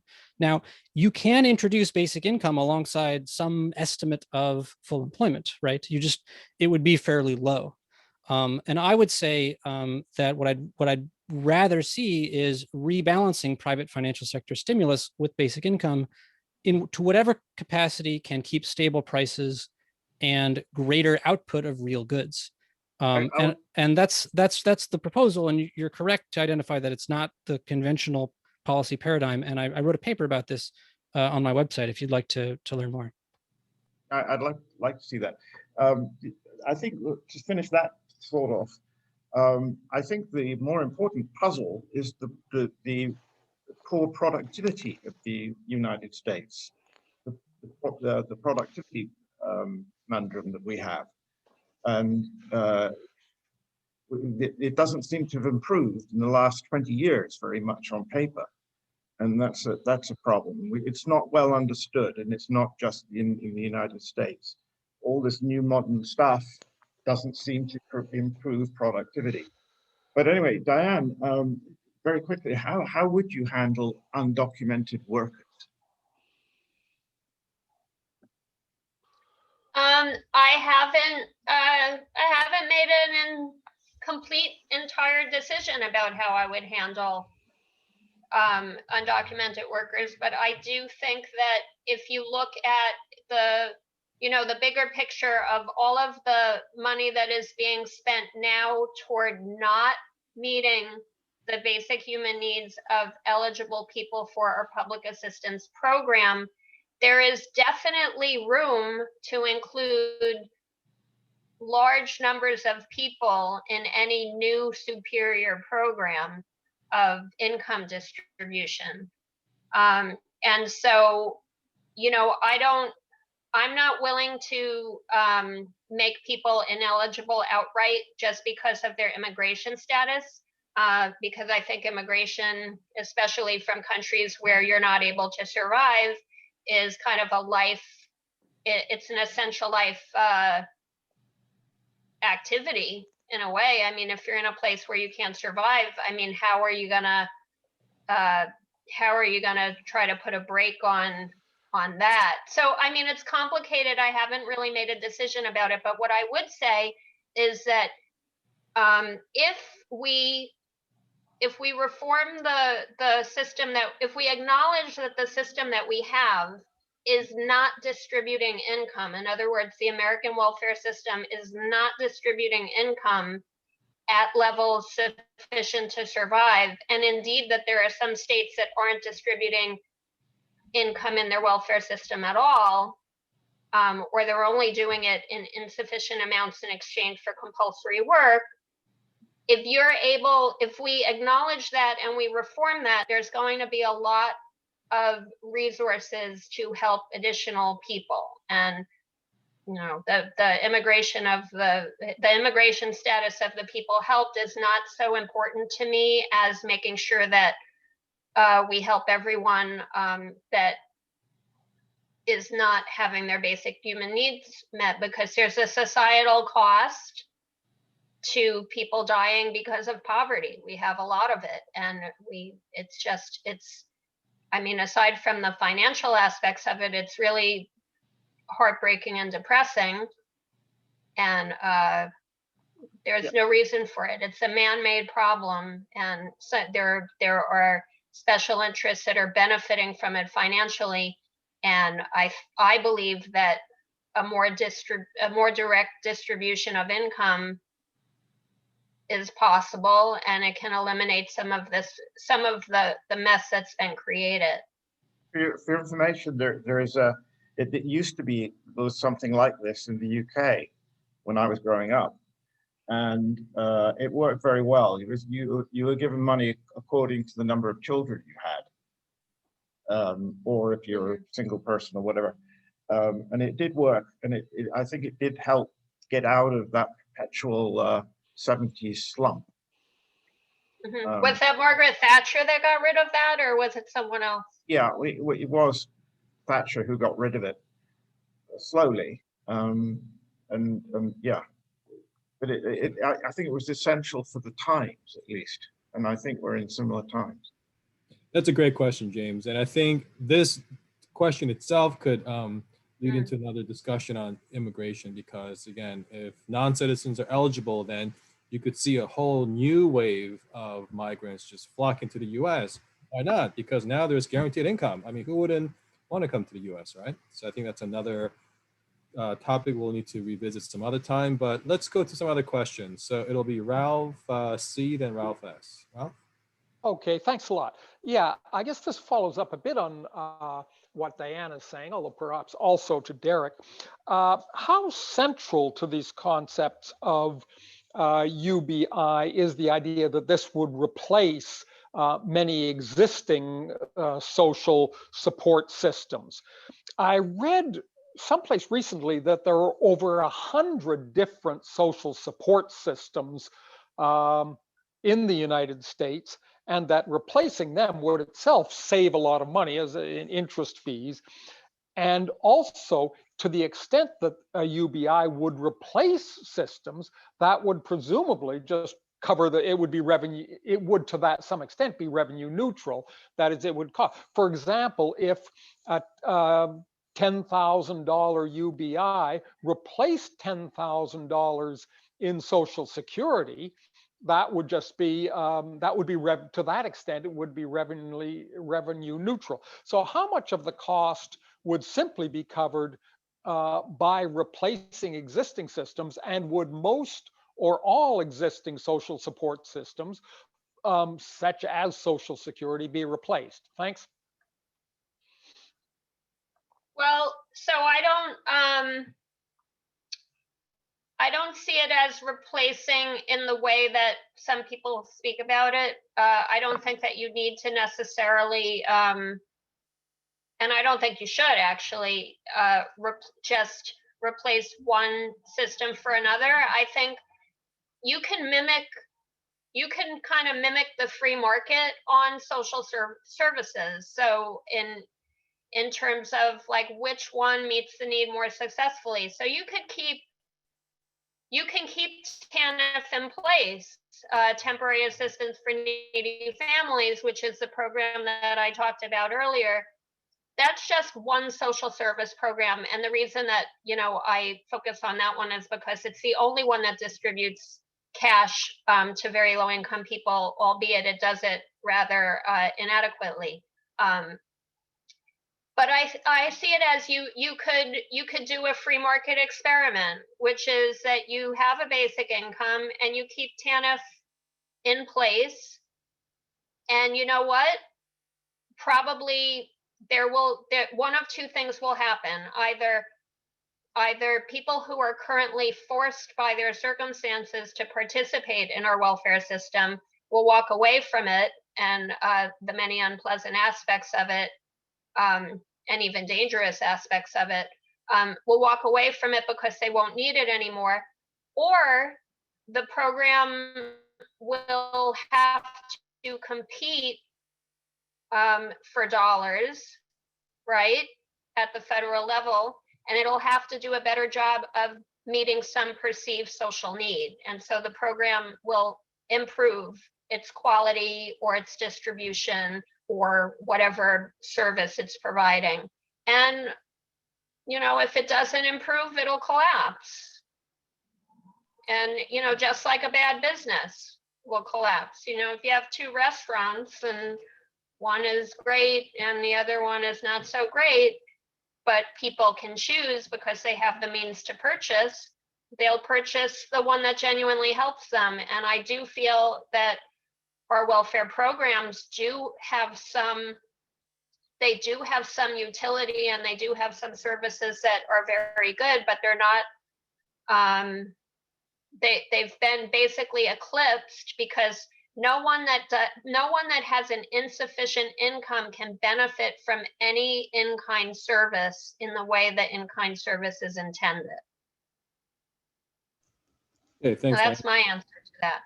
Thank you. Ralph S. And then after that, Warren. Go ahead, Ralph. Yes, to a large extent, the other Ralph was asking my question, but I want to elaborate on it a little bit. It seems to me that a basic monthly income would have to be quite large. For example, just to cover the cost of healthcare, like that Medicaid would provide for somebody. I mean, you know, getting health insurance on the private market, even with Obamacare subsidies, is very expensive. And then there's the question of, do people have enough nutritious food? So there's a question of food stamps, not to mention housing benefits, which are very minuscule. You know, they're not provided to a lot of people in this country. A second question I have is, what do you think of Cory Booker's baby bonds proposal? You know, the idea of providing a nest egg to every U.S. child in infancy and seeing it grow. I can answer that, or Derek, do you want to go? Yeah, sorry, I just have a cat who's causing a little bit of trouble here. Yeah, I mean, just really briefly on the last point, I just want to say that I don't think the nest egg idea and other ways of increasing people's savings and wealth, you know, the problem is that, you know, people need income. People need a reliable stream of money. And that doesn't just, you don't solve it once. If you solve it once, maybe people are good for a little while, but then it's going to reemerge, right? And then we're going to go back to all the same problems. So you really need a dependable, reliable source of income to actually make the solution permanent. And then, Diane, I don't know if you remember the first question better, if you want to address that. Like the first question is basic income sufficient to address all these needs like healthcare and rental housing assistance? Okay, I can comment on that briefly. I mean, I just think a lot of people emphasize that the basic income amount should be sufficient, and then sufficient for what, right? And then you have this big debate about that. And part of what I like about the proposal that I'm making is that that's not so important, because what actually matters is how much basic income can we afford? How much basic income can the economy handle without causing problems like inflation or loss of output or something like that? It doesn't make sense to pay out more than is actually possible. So by trying to actually focus the emphasis on, okay, what amount of basic income is optimal, and can it increase over time as the economy increases? It doesn't matter whether it's first enough to handle any costs. What matters is that people have more money than they did before. We've increased their benefit. We've increased their prosperity more than it was yesterday. And the goal should be to keep increasing that, to do better for people tomorrow than we did yesterday, rather than picking in advance what the right amount is. But you have to make sure that if it's replacing a benefit, that it's going to be covering that basic need of healthcare, of housing, of food. Well, I don't recommend, and I don't think Diane has recommended replacing healthcare with it. And I would also say, I think we get into problems when we envision that, like, in order to pay out the basic income, we first have to cut out a bunch of other programs. What's absolutely true is that basic income makes a lot of these other programs less necessary, but that doesn't mean you have to guess about what those are in advance. We can put in a little bit of basic income today without touching the other programs, and it's going to become apparent pretty quickly which ones people don't need anymore and which ones people aren't eligible anymore. So I would focus on the basic income first, and then we can pick and choose programs and fold them into the basic income as needed from there. Thank you. Okay, let's go to Warren and then back to Rory. Warren? Hi, excellent discussion, folk. I really appreciate Diane and Derek's contribution here. I really like the idea of a calibrated UBI and, using that as a tool for money supply management, maybe the major tool, dominant tool. But just following on from what Ralph and others have said here recently, it seems that once there is some level of UBI in place, people will become somewhat dependent, may not be the right word, but imagine you go to the bank and you want to get a loan and they say, well, okay, I've got a UBI coming in. Yeah, okay, we can count that. Whoops, no, we can't count that because the Fed might, halve it next year in order to manage the money supplies. And also just the reality of, like Ralph was just saying about perhaps even if other welfare things are in place, I'm just guessing that it'll be sort of impractical to reduce the UBI level below some minimum. So the first question is, do you see a need for a minimum like that? And then secondly, just sort of seems to follow then that the Fed will need to still use their other tools, the credit mechanisms and whatnot. In addition, I think you've already acknowledged that, but perhaps there may become times when we have to revert to those being the only tool available. Could you just comment on that briefly, please, Derek? Thanks. I absolutely agree with you that the Fed has to retain other tools. It might not use them in exactly the same way, but those tools serve a function. They regulate the amount of investment flowing into the economy, into the productive sector, and basic income just adds the counterpart to that, the missing counterpart. I do think that you can hypothetically imagine scenarios, right, where after we put in a basic income, changes in conditions will cause it to fall below some predetermined standard of what we consider acceptable. I mean, just imagine the scenario where an asteroid hits the economy and we lose thousands of businesses overnight. Well, we can't sustain the same level of real basic income that we could before. And maybe you could imagine a scenario that brings it, really low. But I don't think the right level of basic income is ever zero. I think if you have businesses and money and investment in your economy, there's some level of basic income that helps the economy recover, that helps it grow back to where it was before. And so, whether or not that falls below a certain amount, I understand why that framing is appealing today, but it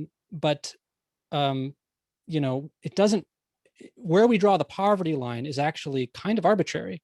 What we would like to happen is that people are less poor tomorrow than they are today. So I would rather emphasize, again, just, how much prosperity have we earned over the centuries, right? How much basic income can the economy sustain? And a responsible economist isn't going to say, well, we're just going to set the level here, and if it causes inflation, to heck with it. Like, obviously, we can prioritize other things.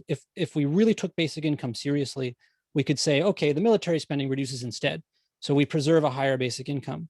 But that gets into politics, right? So I would rather just say, from the perspective of the basic income issuing authority, whether it's the central bank or someone else, their job is to keep the basic income at the right level. And if we want more basic income, then as a society, we would have to decide, okay, let's cut the military spending in half because there's an emergency. And we'd rather have people have more basic income than these other programs, which maybe we don't need right now. Okay, thank you. Back to Rory. And then, Can I just sure, of Can course. I just quickly say something? So just for reference, just as a reference point for Warren and everybody and everyone, the average, the maximum benefit, the maximum monthly benefit to a qualifying family of 3 in any state in the United States right now under our current welfare program is it's anywhere between 10% of the federal poverty line and 50% of the federal poverty line. So you have states where the monthly benefit is as low as $170 a month for a family of 3. And it goes up to about $700 in some other states, which is also below the poverty line. So that's just a reference point, when you're comparing it to whatever you would think would be an income that would meet basic needs on a monthly basis. It's a well-made point that people are really poor now, and the help structures we have are not adequate. So adding that in helps a lot. Adding the basic income helps a lot, even at a small amount. Okay, thanks for that. Rory, and then back to Ellen. Okay, it looks like Rory's not there. Ellen? Okay, Ellen's Yes, not there. I'm here, Thomas. You got to give me a second to unmute. Okay. After Ellen, it'll be Joel. Okay. This has to do with Diane. She mentioned something before about an experiment. There was an experiment in Finland with UBI that did not have, from what I understand, very successful results or the results that they expected. And I also know that in Switzerland, they voted down this whole idea a couple of years ago. And I just wonder if you have any thoughts on both those countries. Yeah, I do. With regard to Finland, my understanding of Finland is that the results were sort of rushed. The summary results of it were sort of rushed to the media. So it's actually arguable that it didn't have, and also, of course, it depends on what you think is success, right? So like, I think that in the case of Finland, there might have been an extension, or some people took more time to look for work, and some people stayed home more with their kids, and there might have been these different indicators, and it really depends on the society that you're in, whether or not you're going to decide that either of those things is a bad thing, right? I think it depends a lot. It's very open to debate. So about how effective Finland was. The other thing that I would say about programs that were somewhat helpful, and so you wouldn't see such an improvement in terms of quality of life, because the Finnish in general, they have they already have a lot of their basic needs met in a way that is sort of superior to some other social welfare programs. As far as Switzerland, I know a number of the people that were involved in the advocacy for the Swiss referendum. You might remember that they poured all of these euros onto the plaza. It was very dramatic and things like that. And I think that you are correct that it was voted down. Again, I think that it has a lot to do with that particular society. The Swiss they already have a system in place that lifts people's incomes somewhat more robust than in the United States. And also there are a lot of very high earners in Switzerland, and they have kind of this, they have a bit of a different perspective on universality, I think, because there are you know, in reading about it, there are a lot of well-off Swiss people who don't want to take any additional any additional income. So there's that too. I mean, I think that there is it's an excellent point to bring up that, you know, we can't necessarily say that every single society has the same needs or, you know, has the same track record or report card and needs the same program. So, you know, that's definitely something that is a really good point to throw in.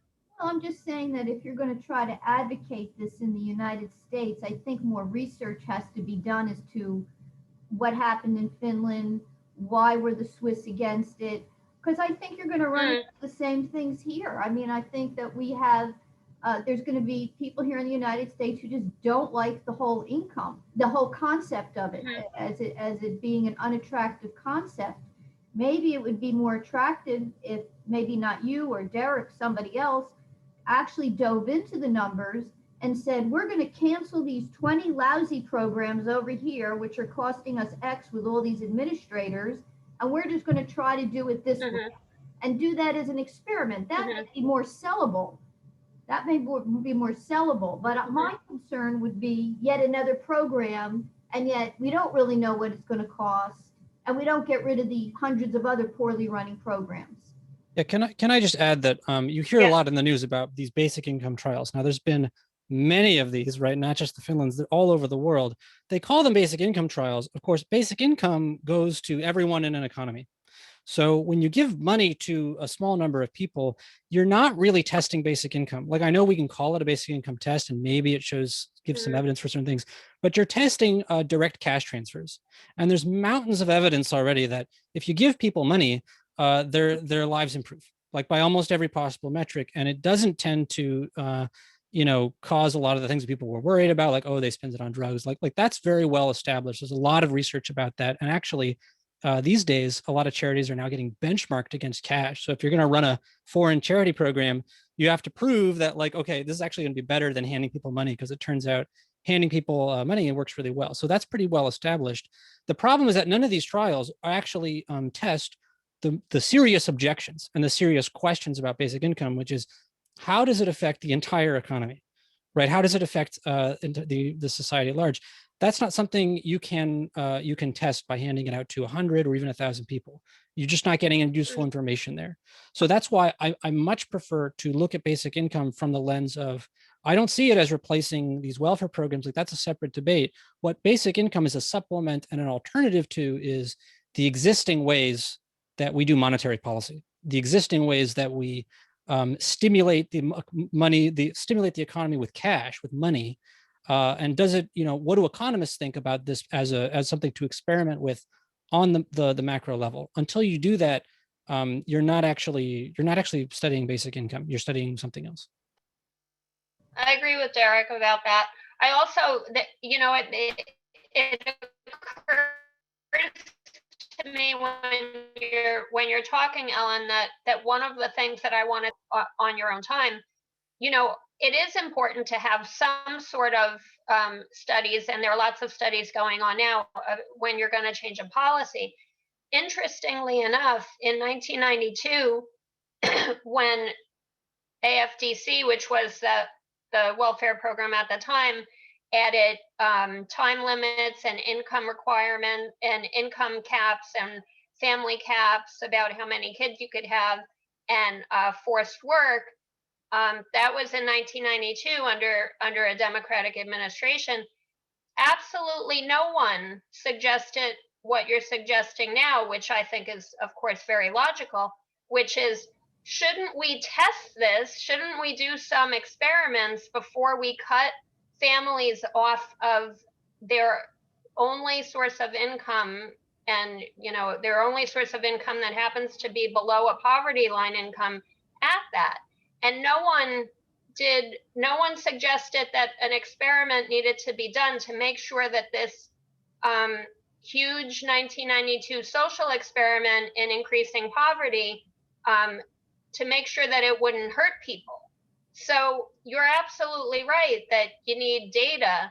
To Derek's point, there is a lot of data going on, but he is also very correct that if you're only doing the basic income trial with a small portion of a neighborhood or a small portion of the society, then you're not going to see the true value or the true effects, positive or negative, of giving everyone a universal basic income. You would have to do it. You would really have to truly, walk your talk, so to speak, and give it to everyone and then see how it goes. Well, I mean, poor people are still feeling. I recommend California. Yes. They always like experimenting with things out there, and maybe you can test it out there first before you try to sell it to the rest of the country. Okay, we have time for 2 more questions. So yeah, perhaps, but I mean, okay. No, finish, please, Diane. It's important to have data. It's very important to have data, but we've done lots of things without data that were obviously going to cause more harm than handing people money. Okay, last 2 questions, Joel and then Sam. So go ahead, Joel. Thank you very much. I'm speaking to you from a different lens. I'm out of the country. I'm in Canada. We have some of these programs running in part, but I wonder if there are other factors that maybe transcend the financial. Are all people equally able to entertain themselves or keep occupied in the absence of having a structure of a job to go to? I have at different times in my working life worked in different bureaucracies of government where truly I felt that the work that we were doing was not only not productive, may very well have been counterproductive, inimical to the goals or the stated goals of the department. But here were hundreds, if not thousands of people who were on a payroll with an organized life and a social life and that sort of thing. So I think beyond the money, the other thing is the United States is a far more diverse society than Canada is, and much less used to a centralized form of anything, I think, and far more inclined to have independence. Now that you have legalization of things, I mean, would it not be a more desirable or a more enticing career path for people to say, well, I'll be an artist and marijuana is legal, alcohol is legal, I can wake up at any time of the day or night. And when I was young enough to think about procreation, I'll have more time to dedicate to that. And perhaps breeding will become a much more sustainable part of my daily or weekly or lifetime calendar. The other thing is, have you considered when this would start? Does guaranteed income start for the parent at the moment of conception? Does it start at a fixed age?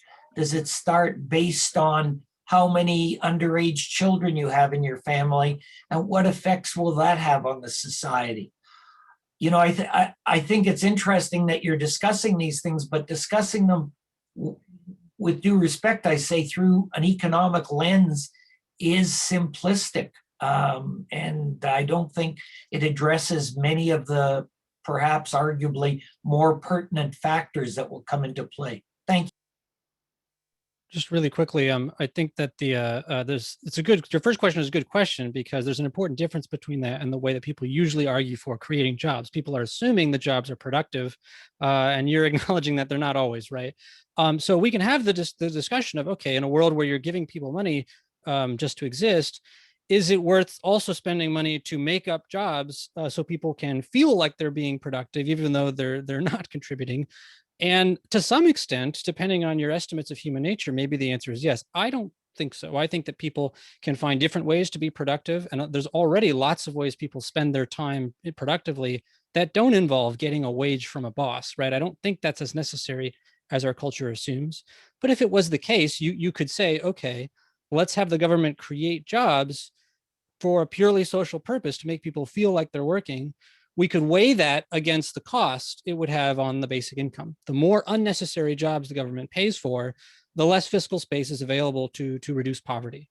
So that's something to keep in mind, that people who are volunteering to pretend to work would effectively be removing everyone else's income. So that's something that maybe makes the problem a little clearer, and that's why I like to emphasize the economics. As far as the general social questions, I don't think we can say for sure how human culture will change and evolve. I do think that that it will evolve and will change no matter what economic policies we put in place.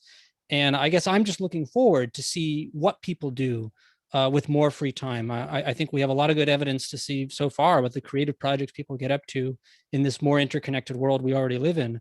People spend their time in amazing ways and produce amazing things. So I'm not as worried about that, but I do think it's a valid concern, and it's something that we should take seriously. So just really briefly, I don't see a lot of the things that that you're saying. You're sort of framing it as if these are undesirable activities. Procreation is not an undesirable activity. I mean, if we don't procreate, the world will end. And it is, fertility has dropped a great deal in the United States and in the Western world. So, I mean, it's productive, right? It's very productive. You are creating something.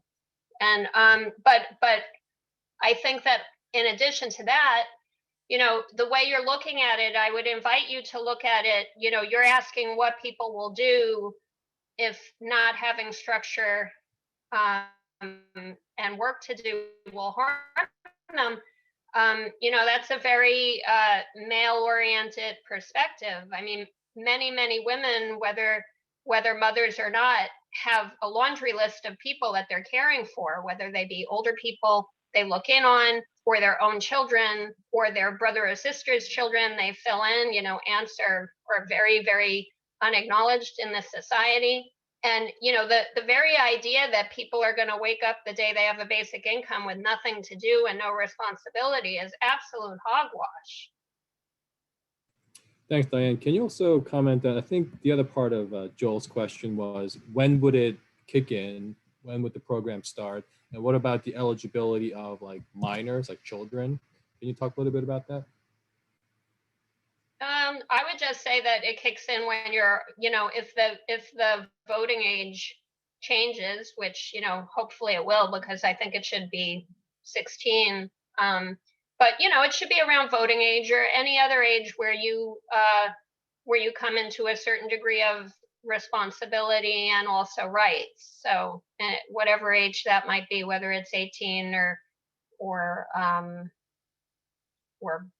20 or 21 or whatever it is in your society. And as far as the kids, I mean, that's too much to go into, but obviously children should get a basic income. There's a certain degree of question as to whether they should get the same amount as an adult or less, or whether their needs it costs more or less to meet their needs. And that's something that we don't have time for, but certainly if you have a child, it should be more. Okay, thank you. I'm not as sure about that, but let's move on. Yeah, we just have time for one more question. Sam? Yeah, that's me. Okay, go ahead. Just to give some background, I am an economist. I wanted to address Ellen's questions quickly before jumping into my question to Derek. Ellen, the program in Finland was not really a basic income. If you can look into the research, but basically I think it was $600 per month. And the objective was to see if the clawback disincentive from the social assistance program, where they had people who tried to re-enter the workforce get clawbacks of their social assistance, what they tried to experiment with is to see if not having the clawback would somehow improve people's willingness to re-enter the labor force. That was the objective. And so it wasn't successful, largely because $600 a month to begin with is not sufficient in Finland. And the other thing that you're asking is if there's any other programs. The most popular and most widely discussed in terms of the research is the one in Dauphin, Manitoba. I'm not going to get into it later, but that was fairly successful. And we can discuss that offline if anybody wants to later. To get into Derek's presentation, I just took a couple of quick notes while Derek was giving his initial presentation. One comment that Derek made was the incentive to create unnecessary jobs, and the other one was to incentivize production instead. And it's very difficult to say this very quickly, but I'll try. Long story short, we've been in the same economic paradigm, for lack of a better word, since the Industrial Revolution, where people have been exchanging their labor for money, and then that was in turn used to exchange with the rest of the economy.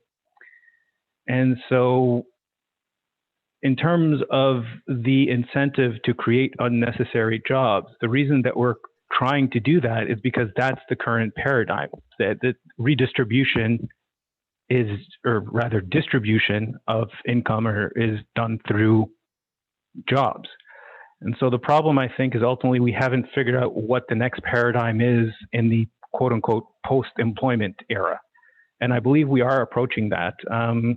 I've brought up I have a lot of links in the background that I can share with you, but if you're familiar with the research, it's been published on NBER and in Oxford, everywhere else. So this is not, pie in the sky, not in peer-reviewed research, but most of the research says that with the technology that we have today, we can replace somewhere between 50 and 70% of the jobs that we have today.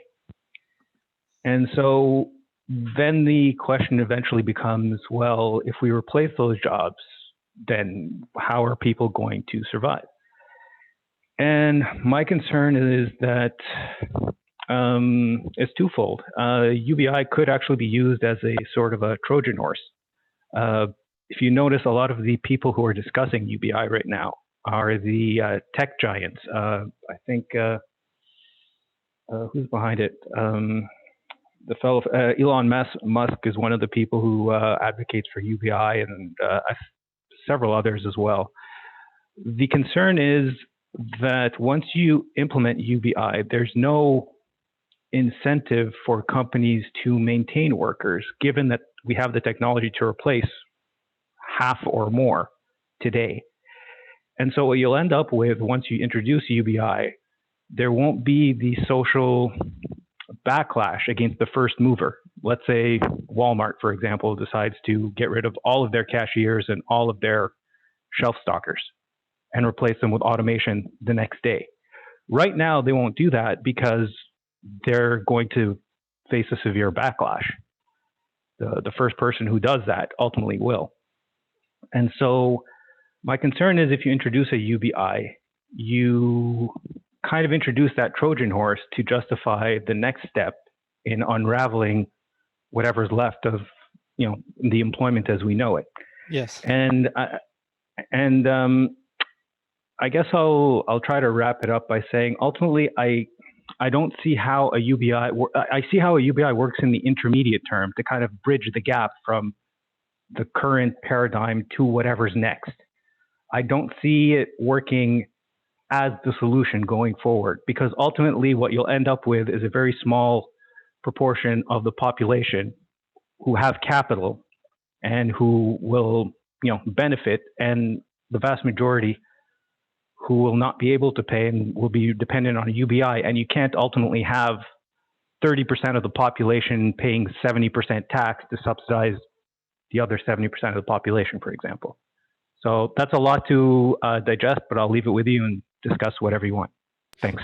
No, thank you very much. And the first part, especially, I mean, very beautifully put. We have a certain paradigm, and that's actually what I call it in my essay. We need to transition from the full employment paradigm, the way of looking at the economy about being all about jobs, to a paradigm where we're thinking about how much benefit we actually distribute back to people, to human beings. How much benefit are we getting from the economy? So that is the transition we have to make.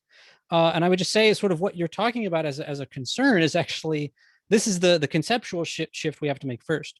We actually have to think of it as a worthwhile benefit to pursue, that we get less jobs. We get the benefit of having less jobs. If Walmart has the potential to automate boring, routine, repetitive cashier jobs, then our goal, as policymakers should be, well, let's help them do that. Let's try to make sure that we're freeing up people's time. The problem is, just like you said at the start, that if you do that in the current system, people get poor.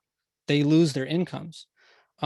What should be happening is that as we eliminate jobs, useful jobs, as we actually reduce the economy's real need for labor time, people can work less, but they get richer. But that's not possible if you don't have a basic income. And remember, the crucial difference here that may allay some of your concern is that, today in our world, in our paradigm, we think of basic income as, oh, it's just the basic amount. Like, it's just to give your people their basic needs or something. And if you're thinking like that, and then robots come along and take all the jobs, then you're worried about people just sort of languishing in poverty. But I'm saying that what basic income is, it's a policy tool that we can use to activate the economy's capacity to automate. And so we can, if the economy is developing, we can always raise the basic income to keep up with that. We can make the poorest person richer. And that's why I like to think about basic income as the normal way that people get income.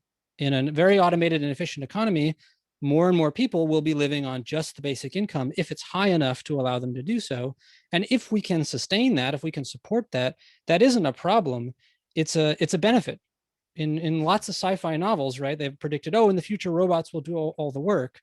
And the problem is that that future can't happen if there's no basic income. We actually have the robots already. They just don't look like robots from sci-fi novels. They're factories and machines doing the work for us, but we're not giving people the money to buy what the robots can produce. So the way I think about the automation problem is that we already live in a mostly automated economy that can provide probably can provide a tremendous amount of prosperity for every human being on the planet. I believe that.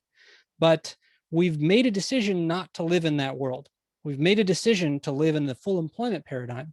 So for more on that, you could check out my website. I wrote an essay about switching to a full output paradigm. But better than that, you can check out the work that I'm basing a lot of this off on. You can check out the work by Alex Howlett, because he's the one who thought of these ideas and introduced me to these ideas. But it is a conceptual shift first to say more work isn't the goal, more income, more benefit is the goal. Okay, thanks, Derek. Derek, can I just quick rebuttal before we go? Just very briefly, because we're running out of time. All right. I understand that, and that's the point that you were talking about, the incentivized production instead. And so I agree with you about all of that, but conceptually, how do you incentivize production? Basically, correct me if I misunderstand you, but ultimately we're going to be paying people to consume if you follow the logical end of what you're proposing here, because the cost is going to decrease to next to zero for production. So then how do you do resource allocation without price signals and things like that? You come into a lot of problems where the economy doesn't work, for lack of a better word. Yeah, the price stability is important. Prices have to remain stable so that the incomes, just in the way that you can't tolerate extreme inflation, there isn't really a world where all prices deflate and things are hyper cheap. Like, that doesn't work. What's going to happen is we use policy to keep the price level stable and incomes increase. But we can get, I'd love if you could reach out to me later. I'm sure we could have a very a very detailed, in-depth conversation about this issue, because I do think it's very important, and I'd like to hear more about how you would phrase your concerns. Very interesting indeed. Okay, before we wrap it up, I just want to ask one question each to our panelists. So let's go with Diane first. And this is regarding the implementation. So it's a two-part question. So let's say there was a legislation passed for some form of a UBI. It's been codified. The first part of the question is, do you think this should be implemented on a nationwide level, like a federal level? Or do you think this should be kind of more like an isolated or regional type of program?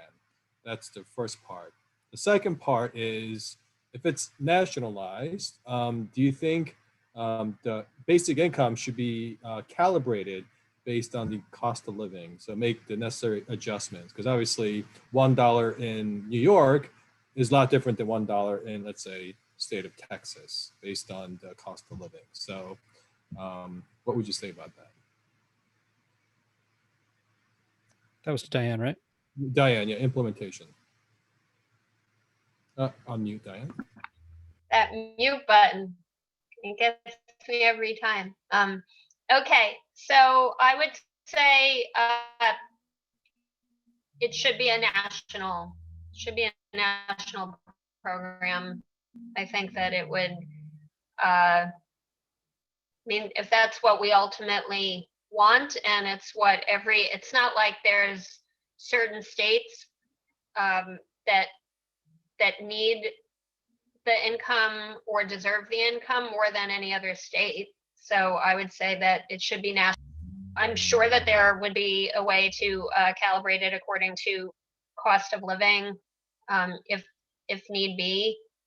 I think that the different pilots and experiments are quite valuable, because they provide some limited data and they also help people.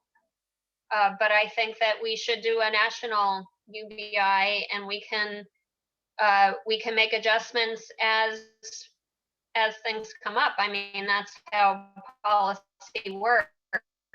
You're supposed to review your policies and see who's benefiting and where the gaps are and that sort of thing. The other is, we implement policies, and then when we see the train wreck that they've caused, we don't do anything to fix it. I mean, we can reform any policy that we put in place as we get more information about how it's working.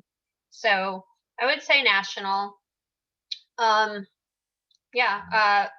also would like to just mention, not just because we have a lot of economic distress in this country. There's plenty of data that show that we've got millions more people in poverty this year because of the COVID economic shutdown than we did the year before. There are very accurate indicators that we've got over 100 million poor and low wealth people in this country now. I would encourage people to check out the Poor People's Campaign and the data that they use. We have when you don't have income, you can die because you don't have income. If it takes too long to access a program, if it takes too long to access housing or medical care or sustain your nutrition for a couple of days, you can become sick, you can consume more resources, and you can die. And I just want to kind of bring it back to the human aspect of it. I think we really need to understand the urgency of the situation, and the urgency calls for us to do something on a national scale so that no one is left behind, and then we can sort out and make improvements the way we're supposed to do with any program that we have. So, while I appreciate the different pilots and things, I do think that it is time is of the essence, and we need a national effort. We need to get something going now. Thanks, Diane. And to Derek, it's a bit of a philosophical question. Our group looks at various political ideologies and views. So the question is there a conservative framework to UBI? Like, what would be the best case to make this idea appealing to conservatives who appreciate free market and lack of government intervention? Yeah. Friedman's negative tax. Yeah, it's actually interesting, right? Because a lot of early versions of this idea came from conservatives, right? And they may be mild differences. Like in NIT, it can be slightly different from basic income, and you can debate that. But the basic idea is that conservatives like markets. They like markets. They like productive businesses and businesses that make profit. They're usually in favor of those things. And basic income is all about the idea that, well, if you give people money, then markets can kind of do what they do. And so that's actually, I found that to be, it's already kind of a cross aisle appeal. It's really interesting. You talk to conservatives and they're like, liberals won't go for it because they want the government to control everybody. And you talk to liberals and they go, oh, conservatives will never go for it because they hate the poor. And it's like, well, they're kind of talking past each other. And I actually arrived at basic income through politics because a few years ago, 3 years ago, when I started researching this stuff, I was so frustrated with the lack of productive discussion and debate across these cultural and political divides. I just felt like there has to be some better way of approaching this. And in a roundabout way, I ended up in basic income because I found that, hey, this is it allows us to approach the wider social economic issues from a problem solving perspective. And I found it to be really helpful as a way of actually kind of helping people talk about the economy in a more neutral way and diffusing some of these hard stance political convictions. So that's what I found so far anyway. Yeah, and just to follow up to that, I believe the way how Andrew Yang's idea is proposed, he calls it a freedom dividend. So this notion of freedom, is that compatible with what the right would consider to be, freedom, or is that different?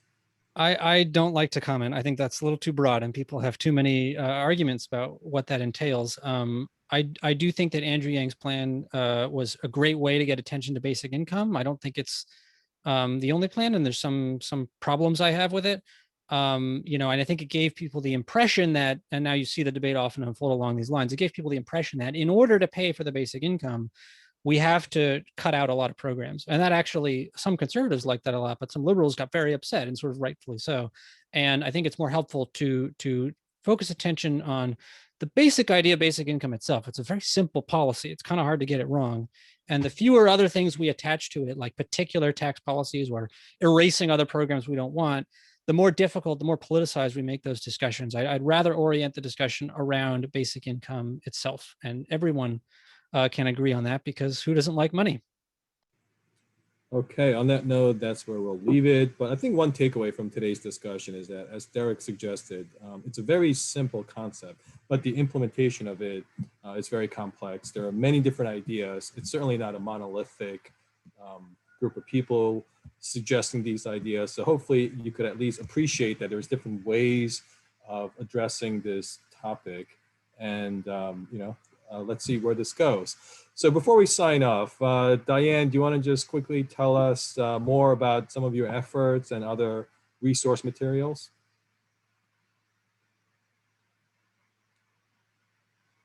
Diane? Okay, sure. So at this point in my in my trajectory in universal basic income, I'm really very interested in having having discussions like this to help find some common ground on the issue. Mostly, I'm already convinced myself that universal basic income is something that I want to see, and I'm spending more and more of my time doing, I guess you'd say, advocacy work and activism around it.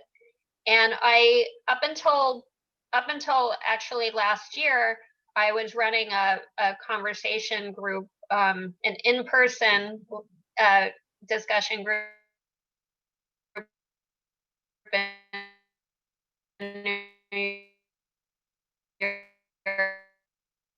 City called Basic Income NYC. And we recently, very recently, I think that a lot of people in the movement are convinced that we need everyone on board for a national discussion and national effort. So I'm doing a lot now nationally, and there are several organizations that have come to be that are doing a great job. You know, there's really a lot.